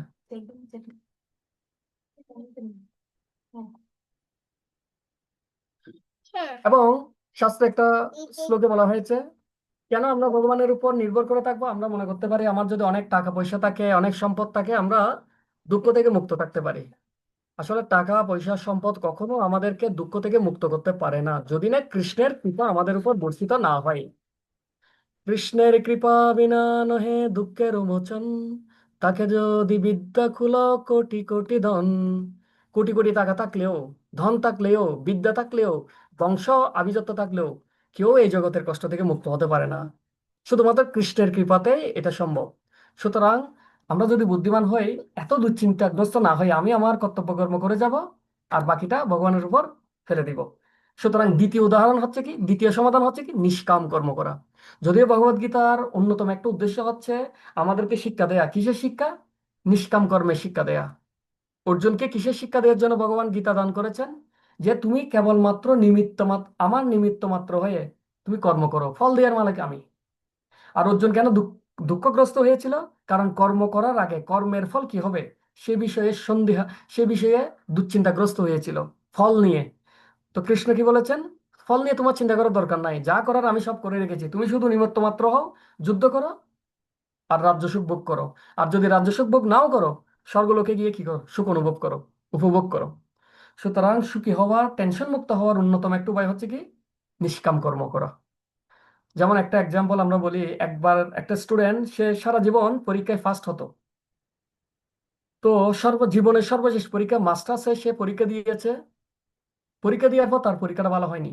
সে চিন্তা করছে, আরে আমি মনে হয় এবার ফার্স্ট হতে পারবো না। সে খুব টেনশন করতে লাগলো। এত বেশি সে টেনশন করতেছে, সে ঘুমাইতে পারতেছে না। কালকে সকালে তার পরীক্ষার রেজাল্ট দিবে। সে আজকে খুব দুশ্চিন্তার মধ্যে আছে। আমি যদি ফার্স্ট হতে না পারি, সারা জীবন ফার্স্ট হয়েছে, এবার যদি না পারি কি হবে, কিভাবে মুখ দেখাবো, এভাবে দুশ্চিন্তাগ্রস্ত হচ্ছে। এবং দুশ্চিন্তার কারণে সে এত বেশি চঞ্চল হয়েছে, সহ্য করতে না পেরে ছাদ থেকে লাফ দিয়ে সেদিন রাতে সে সুইসাইড করেছে। তো পরের দিন যথারীতি সকালবেলা পরীক্ষার রেজাল্ট দিল। রেজাল্ট দেওয়ার পর দেখলো এবারও সে ফার্স্ট হয়েছে। কিন্তু সে তো আর এই পৃথিবীতে নেই। কেন? কারণ দুশ্চিন্তার কারণে সে ফলের প্রতি অত্যন্ত আসক্ত ছিল। কিন্তু ভগবান আমাদেরকে সেই শিক্ষা দেয় না। ভগবান আমাদের কি শিক্ষা দেয়? আমরা কাজ করে যাব আমাদের সর্বোচ্চ প্রচেষ্টা দিয়ে, বাকিটা ভগবানের উপর। তো আমি একটা ইংরেজি কবিতা লিখেছিলাম, সেই কবিতার লাস্ট দুটো লাইন আপনাদের একটু পড়ে শোনাই। So dear, forget never to perform good, do your best, leave the rest towards the lord. আপনি আপনার কাজটা সম্পূর্ণভাবে করুন, সর্বচেষ্টা দিয়ে করুন, বাকিটা ভগবানের উপর ছেড়ে দিন। তো নিষ্কাম কর্ম অনুশীলনের মাধ্যমে আমরা দুশ্চিন্তা মুক্ত হতে পারি। আমি এই জিনিসটা একটু রিপিট করি। দুটো জাগতিক সমাধান, একটা হচ্ছে কি, ইম্পর্টেন্ট বাট নট আর্জেন্ট ক্যাটাগরিতে কাজটা করে ফেললে দুশ্চিন্তা কম থাকবে, এবং যদি প্রপার একটা রোড ম্যাপ থাকে তখন এক কাজ করতে গিয়ে অন্য কাজের চিন্তা আর আসবে না। আর আধ্যাত্মিক সমাধান হচ্ছে কি, যথালাভে সন্তুষ্টি, এবং 2 নম্বর হচ্ছে কি, নিষ্কাম কর্ম করা, ভগবানের উপর ছেড়ে দেওয়া। হে ভগবান, আপনি যা চান, আমি হচ্ছে কাজ করার মালিক, ফল দেওয়ার মালিক হচ্ছেন আপনি। আপনি জানেন আমার জন্য কোনটা মঙ্গলজনক, আপনি সেটাই আমাকে প্রদান করবেন। তো আমরা প্রায় শেষের দিকে আসছি। আর কেন থাকতে পারি না? মনের প্রশিক্ষণের অভাব। এই যে সর্ব পূর্ণরূপে বর্তমানে থাকাটা, এটা অনেক কঠিন একটা কাজ, এটা একদিনে সম্ভব নয়। এটার জন্য দীর্ঘ প্রশিক্ষণের ব্যাপার। যেমন অর্জুন হচ্ছে শ্রেষ্ঠ ধনুর্ধর, তিনি কি একদিনে হয়েছেন? না, তিনি হচ্ছেন গুরাকেশ, নিদ্রাকে জয় করেছেন। নিদ্রাকে জয় করার মাধ্যমে তিনি রাত রাতে নিদ্রা না গিয়ে পুরো দিন যা শিখতো রাতে সেটা প্র্যাকটিস করত। দীর্ঘ অনুশীলনের ফলে তিনি শ্রেষ্ঠ ধনুর্ধর হতে পেরেছেন। ঠিক একইভাবে যদি আমরা মনের উপর কর্তৃত্ব স্থাপন করতে চাই, দীর্ঘদিন ধরে লং টাইম আমাদের প্রশিক্ষণ নিতে হবে, বারবার প্র্যাকটিস করতে হবে, তারপর আমরা এটা বর্তমানে থাকতে পারবো। আর কেন পারি না? গুরুত্ব না বোঝার কারণে আমরা বর্তমানে থাকতে পারি না। যেমন অনেক সময় আমরা যখন মুভি দেখি, হা করে তাকিয়ে থাকি। এমন অনেকে দেখেছি যে হা করে তাকিয়ে আছে, গালের ভিতর মাছি ঢুকে যায়, এমন ভাবে মুভি দেখে। কেন? কারণ সে এটাতে অনেক টেস্ট পাচ্ছে, টেস্ট পাওয়ার কারণে সে এখানে কি পাচ্ছে, পূর্ণ, অন্য সমস্ত কিছু ভুলে গিয়ে শুধু এই মুভির মধ্যেই মশগুল হয়ে আছে। এবার আধ্যাত্মিকভাবে আমরা দেখি যে জগন্নাথ দাস বাবাজি মহারাজ তিনি কি করতেন, তার যে সেবক ছিলেন বিহারী, বলতেন বিহারী চলো কিছুক্ষণ জব করি। তো বিহারী বল, হ্যাঁ মহারাজ চলুন জব করি, বাবাজি চলুন। এখন জব করতে বসে 1 ঘন্টা গেল, 2 ঘন্টা গেল, 10 ঘন্টা গেল, একদিন গেল, 2 দিন গেল, বাবাজি আর তার জব ছাড়ে না। তো এই যে তিনি কিছুক্ষণের জন্য জব করতে বসে দিনের পর দিন জব করে কাটিয়ে দিতে পারতো। কেন? কারণ তিনি যে কাজ করছেন সেই কাজের প্রতি তার প্রচুর আকর্ষণ আছে, প্রচুর আগ্রহ আছে, এবং তিনি বুঝতে পেরেছেন এটা হচ্ছে অত্যন্ত গুরুত্বপূর্ণ কাজ এই ব্রহ্মাণ্ডের। সেজন্যই সেজন্য তিনি এই কাজটাতে পূর্ণরূপে বর্তমান থাকতে পেরেছেন। আর যেহেতু আমরা আমাদের কাজের গুরুত্ব বুঝি না, এটার প্রতি আকর্ষণ অনুভব করি না, সেজন্য আমরা বর্তমানে থাকতে পারি না, বিচ্যুতি চলে আসে আমাদের মধ্যে। যেমন মুরারি চৈতন্য, সারঙ্গ দাস ঠাকুরের, সারঙ্গ ঠাকুর মহাপ্রভুর শিষ্যের শিষ্য। তিনি এতই শক্তিশালী ছিলেন যে তিনি মনে করতেন এই জগতে অনেক বিচ্যুতি, আমি এখানে ভালোভাবে জব করতে পারছি না। তিনি গঙ্গার নিচে চলে যেতেন জপমালা নিয়ে, টানা কয়েকদিন গঙ্গার জলের নিচে জপ করে আবার ফিরে আসতেন। 550 বছর আগের ঘটনা, সত্য ঘটনা। এরপর হচ্ছে কি মোহগ্রস্ততা। মোহগ্রস্ততা মানে হচ্ছে কি কি করতে হবে কি করতে হবে না, কি করা উচিত, এগুলো বুঝতে না পেরে বোকার মতো বসে থাকা। এবং এটা কখন হয়? যদি আমাদের সঠিক কোনো রোড ম্যাপ না থাকে বা পরিকল্পনা না থাকে। 7 নম্বর হচ্ছে কি বিচ্যুতি, মানে আমি করছি এক, ভাবছি এক, ভাবছি এক, বলছি এক। আমাদের মনটা আমাকে একদিকে নিযুক্ত করে সে চলে যায় অন্যদিকে। তো মনটাকে তুলনা করা হয় বানরের সাথে, লাফাতে থাকে, কিছুক্ষণ এই ডালে কিছুক্ষণ ও ডালে, এভাবে ঘুরতে থাকে। তো এখন প্রশ্ন হচ্ছে, বিচ্যুতির ফলে আমরা বুঝে গেছি যে অনেক ক্ষতি হয়, আমাদের সময়টা নষ্ট হয়, কাজ ফলপ্রসূ হয় না। এখন প্রশ্ন হচ্ছে, এই যে আমার মধ্যে যে বিচ্যুতি আসছে, পরিবেশ থেকে হোক, অন্য ব্যক্তি থেকে হোক, বিভিন্ন বিচ্যুতিগুলো আমাদের এসে বর্তমানটাকে নষ্ট করে দেয়। এই যে বিচ্যুতির ফলে যে আমাদের ক্ষতি হয়, ক্ষতির জন্য দায়ী কে? সেটার জন্য দায়ী কি আমি নিজে, নাকি যে বিচ্যুতি সৃষ্টি করছে সে? তো এটার উত্তর খোঁজার আগে আমরা একটা এক্সাম্পল দেখি। ধরুন দুইজন ব্যক্তি গাড়ি করে যাচ্ছে, একজন ড্রাইভিং সিটে আর একজন পাশের সিটে। দুজনেই কথা বলতে বলতে যাচ্ছে। হঠাৎ করে এমন একটা জায়গায় গেল, অনেক সুন্দর সিনারিও। তো পাশের ব্যক্তিকে বললো, দেখো দেখো দেখো কি সুন্দর কি সুন্দর কি সুন্দর। তখন সে ড্রাইভিং এর কথা ভুলে গিয়ে ওইদিকে হা করে তাকিয়ে আছে। আর তৎক্ষণাৎ গাড়ির অ্যাক্সিডেন্ট হয়ে গেল, কোন একটা মানুষকে মেরে দিল। জনতা তখন এসে ধরবে, ধরে তাকে ধুলাই দিবে। তো ধুলাই দেওয়ার সময় যদি বলে, না না না আমার কোনো দোষ নেই, আমার কোনো দোষ নেই, আমার পাশের সিটের ব্যক্তিকেও আমাকে সুন্দর সুন্দর সিনারি দেখাচ্ছে, ওর সিনারি দেখতে গিয়ে আমার অ্যাক্সিডেন্ট হয়েছে, জনতাকে মানবে? গাড়ি যেহেতু চালাচ্ছে ড্রাইভার, তার কর্মের ফলটা ড্রাইভারকেই নিতে হবে। সুতরাং আমাদের জীবনে যদি কোনো বিচ্যুতি আসে, সেটা ব্যক্তি থেকে হোক বা পরিবেশ থেকে হোক, সেটার জন্য দায়ী একমাত্র আমি নিজেই। এবং মায়া দেবে এই বিচ্যুতিগুলো প্রেরণ করতে থাকবে একটার পর একটা, একটার পর একটা, আজকে এটা কালকে ওটা ভাবে। এবং সেটার দায়ভার আমাকে নিজেকেই নিতে হবে, কারণ আমার জীবনের ড্রাইভার আমি, আমি কখনো প্যাসেঞ্জার না। জীবনটা যদি একটা জার্নি হয়, সেই জার্নির ড্রাইভার হচ্ছে আমি। তো সেই জন্য হিজ গ্রেস পণ্ডিত গদাধর প্রভু আমাদের যখন ক্লাস দিতেন, তিনি একটা টিপস দিতেন আমাদেরকে কোনো কাজে সফল হওয়ার জন্য। আমি আপনাদের সাথে শেয়ার করছি। Be alert, be alone, be hunger. Be alert মানে কি? আমাকে সবসময় সচেতন থাকতে হবে, আমি কি করছি, আমি কি করছি, আমার সেই বিষয়টার উপর সচেতন থাকতে হবে। বি অ্যালোন, আমি যে কাজটা করছি সেটাই করবো, আর বাকি সব ভুলে যাব। অ্যালোন, একাকী হয়ে যেতে হবে। বি হাঙ্গার, বি হাঙ্গার মানে ক্ষুধার্ত হতে হবে। আমি যে কাজটা করছি সেটা যদি আমার খিদে না থাকে, সেটা প্রতি যদি আমার তৃষ্ণা বা আকর্ষণ না থাকে, সে কাজটা আমি বেশিক্ষণ করতে পারবো না। যারা মুভি দেখে তারা ঘন্টার পর ঘন্টা মুভি দেখতে পারবে, কিন্তু বলুন তো বই নিয়ে পড়তে 10 মিনিট পর মনটা উঠে যাবে। কারণ কেন? মুভির প্রতি স্বাভাবিক একটা মানুষের আকর্ষণ আছে, কিন্তু স্টাডির প্রতি আকর্ষণ নেই। সুতরাং যে কাজটার প্রতি আমাদের আকর্ষণ থাকবে সেটা আমরা অনেকক্ষণ করতে পারবো। তো আমি দুঃখিত, আমি অলরেডি কয়েক মিনিট সময় বেশি নিছি, আবারও আমি 5 থেকে 10টা মিনিট সময় নিচ্ছি। আমি আজকে শুরুতেই বলেছিলাম টাইমটা একটু বেশি লাগবে। তারপরেও আপনাদের যদি কারো ব্যস্ততা থাকে, বের হতে পারবেন। আমি 10 মিনিট সময় নিব পুরোটা একটু কভার করতে। আজকে আমার একটু টাইম বেশি লাগবে। এখন প্রশ্ন হচ্ছে সব বিচ্যুতি বিচ্যুতি কি পরিত্যাজ্য? আমরা এতক্ষণ বুঝে গেছি যে বিচ্যুতি আমার মধ্যে আসলে সেটাকে বাদ দিয়ে দিতে হবে, বর্তমানে নিমগ্ন থাকতে হবে। তাহলে প্রশ্ন হচ্ছে সব বিচ্যুতি কি পরিত্যাজ্য? বাদ দিয়ে দিব? কি মনে হয় আপনাদের? সব বিচ্যুতি কি পরিত্যাজ্য? আপনাদের কি মনে হয়? হ্যাঁ প্রভু, সব বিচ্যুতি পরিত্যাজ্য প্রভু। হ্যাঁ, সব বিচ্যুতি পরিত্যাজ্য, কিন্তু আপনি চাইলেও সবকিছু পরিত্যাগ করতে পারবেন না। দুই ধরনের বিচ্যুতি চাইলেও আমরা পরিত্যাগ করতে পারি না, সেটা আমরা একটু দেখি।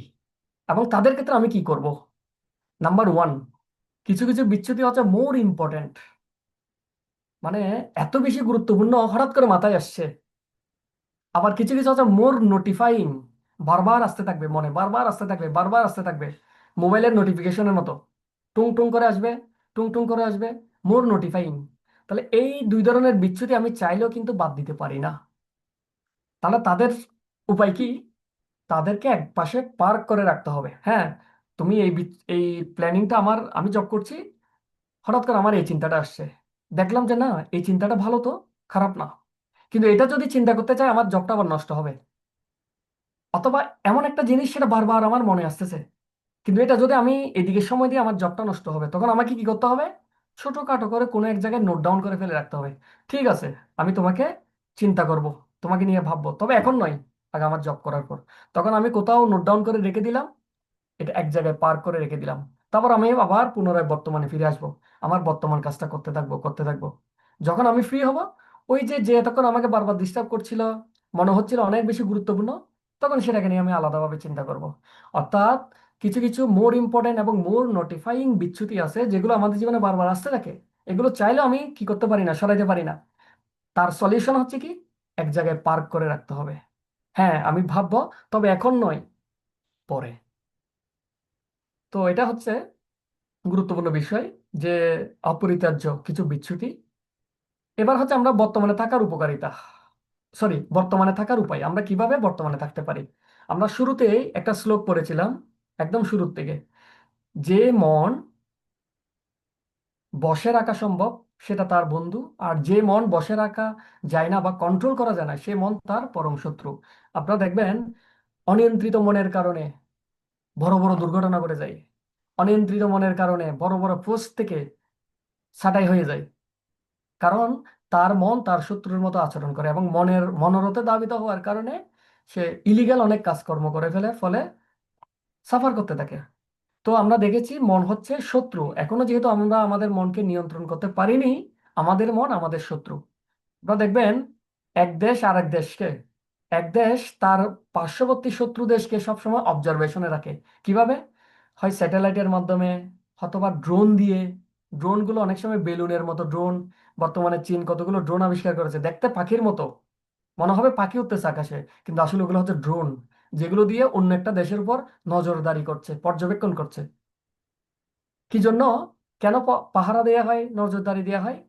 যাতে তাদের মুভমেন্ট গুলো সবসময় বুঝতে পারা যায়, কি করছে কি না করছে সবসময় অবজার্ভ করতে থাকে, কারণ যে কোনো মুহূর্তে বিপদ আসতে পারে, সেই জন্য সবসময় পর্যবেক্ষণে রাখা হয়। ঠিক একইভাবে আমাদের মন যেহেতু অনিয়ন্ত্রিত, যে কোনো মুহূর্তে আমাদেরকে ভুল দিকে ধাবিত করতে পারে, সেই জন্য আমাদের মনকে সবসময় নজরদারিতে রাখতে হয়। কিভাবে? আমাদের সবসময় চিন্তা করে যে আমার মন এখন কি করছে, কি ভাবছে, কি চিন্তা করছে, কি ভাবছে, মনের উপর সবসময় অবজার্ভ করতে হবে।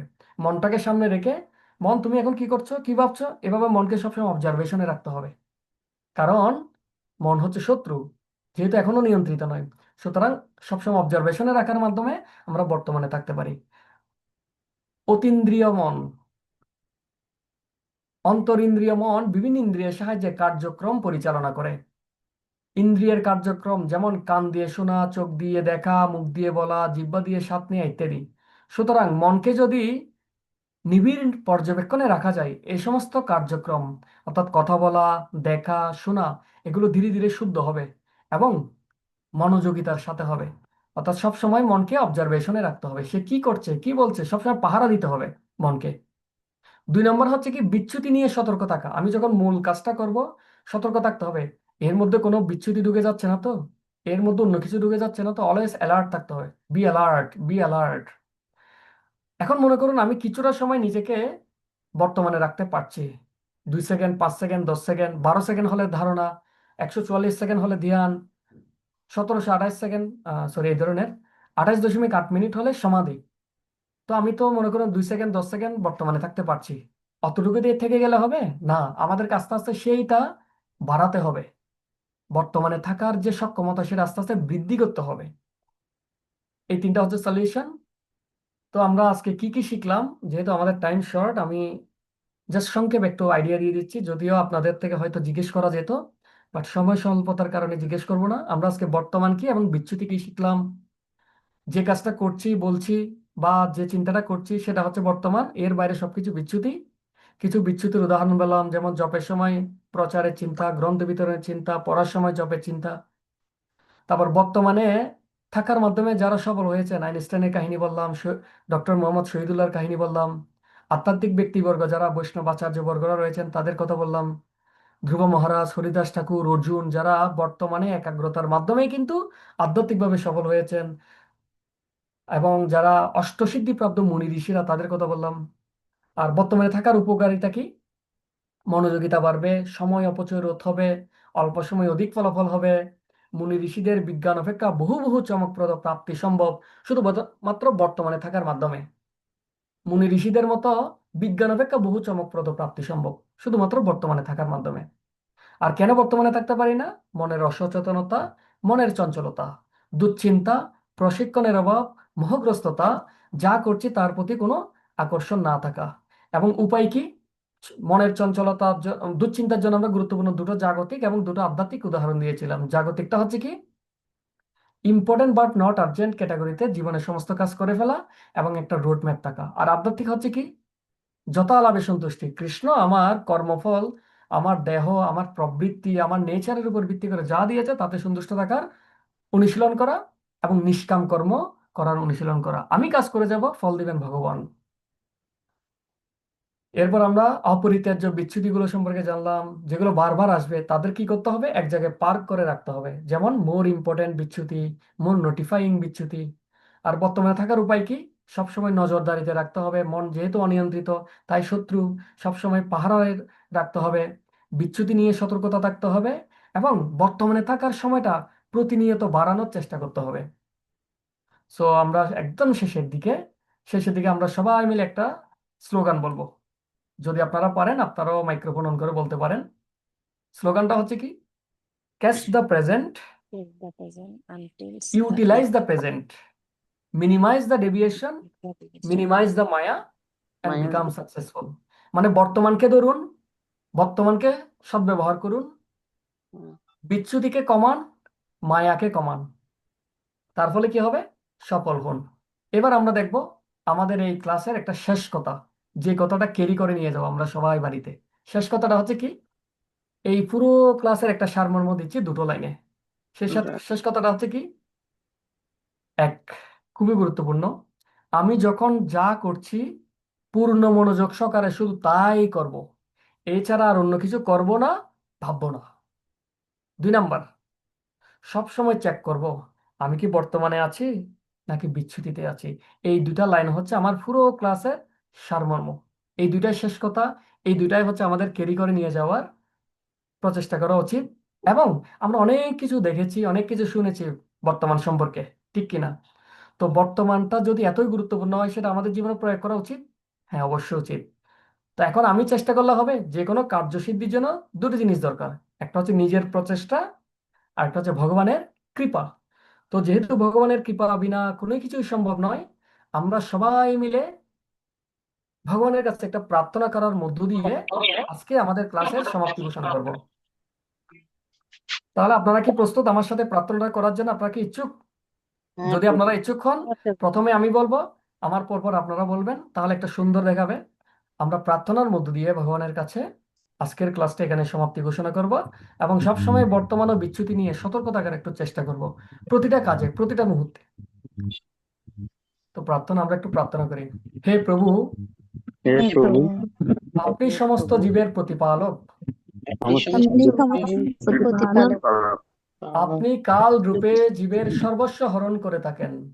আপনি এই কালযুগে জীবের সংকট দূর করে থাকেন। কিন্তু যারা সর্বদা আপনার সেবায় নিয়োজিত কিন্তু যারা সর্বদাই আপনার সেবায় নিয়োজিত চন্দ্র এবং সূর্যও তাদের আয়ু তথা কাল হরণ করতে পারে না। চন্দ্র এবং সূর্য তাদের আয়ু তথা কাল হরণ করতে পারেন। আমার এতই দুর্ভাগ্য যে আমি মায়ার প্রভাবে বারবার বারবার আপনার প্রেমময়ী সেবা থেকে বিচ্যুত হয়ে পড়ি।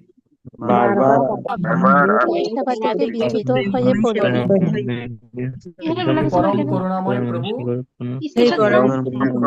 প্রভু, আপনি কৃপা করুন আপনার ও আপনার প্রিয় ভক্তদের সেবা থেকে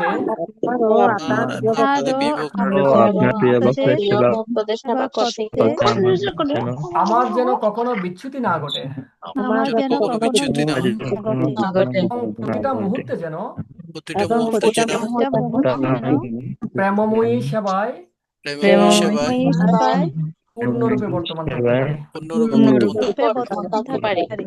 হরে কৃষ্ণ, আপনাদেরকে অসংখ্য ধন্যবাদ। অনেক দীর্ঘ সময় ধরে আমি আজকে একটু বেশি সময় নিয়েছি এবং দীর্ঘ সময় ধরে আপনারা শ্রবণ করেছেন। আপনারা একটু আশীর্বাদ করবেন যে থিওরিটিক্যাল কথাবার্তাগুলো বললাম সেটা যাতে প্র্যাকটিক্যালি আসলে অনেক কঠিন, মুখে বলা সহজ, বাস্তবে পালন করা অনেক কঠিন, সেটা যাতে আমি নিজেও ব্যক্তিগত জীবনে প্রয়োগ করতে পারি। সবাই আশীর্বাদ করবেন। হরে কৃষ্ণ, ধন্যবাদ সবাইকে। কৃষ্ণ আমাদের জন্য আশীর্বাদ করবেন প্রভু, আমরা যেন হরে কৃষ্ণ, অভ্যাস করতে পারি। হরে কৃষ্ণ। হরে কৃষ্ণ। সকলকে অসংখ্য ধন্যবাদ। প্রতি মঙ্গলবার আপনারা যুক্ত হয়ে যাবেন এভাবে। হ্যাঁ, জগৎগুরু শিল প্রভুপাদ কি জয়। এবং জয় প্রকাশ প্রভাত। প্রকাশ প্রভুর জন্য আমরা সবাই একবার প্রার্থনা করি। হরে কৃষ্ণ হরে হরে কৃষ্ণ কৃষ্ণ হরে কৃষ্ণ হরে हरे राम हरे হরে রাম রাম রাম হরে হরে। রাম জয় শিল হরে প্রভুপাদ হরে। কি জয়। ধন্যবাদ প্রভু। জয় শিল প্রভুপাদ জয়। জয়। হরে কৃষ্ণ।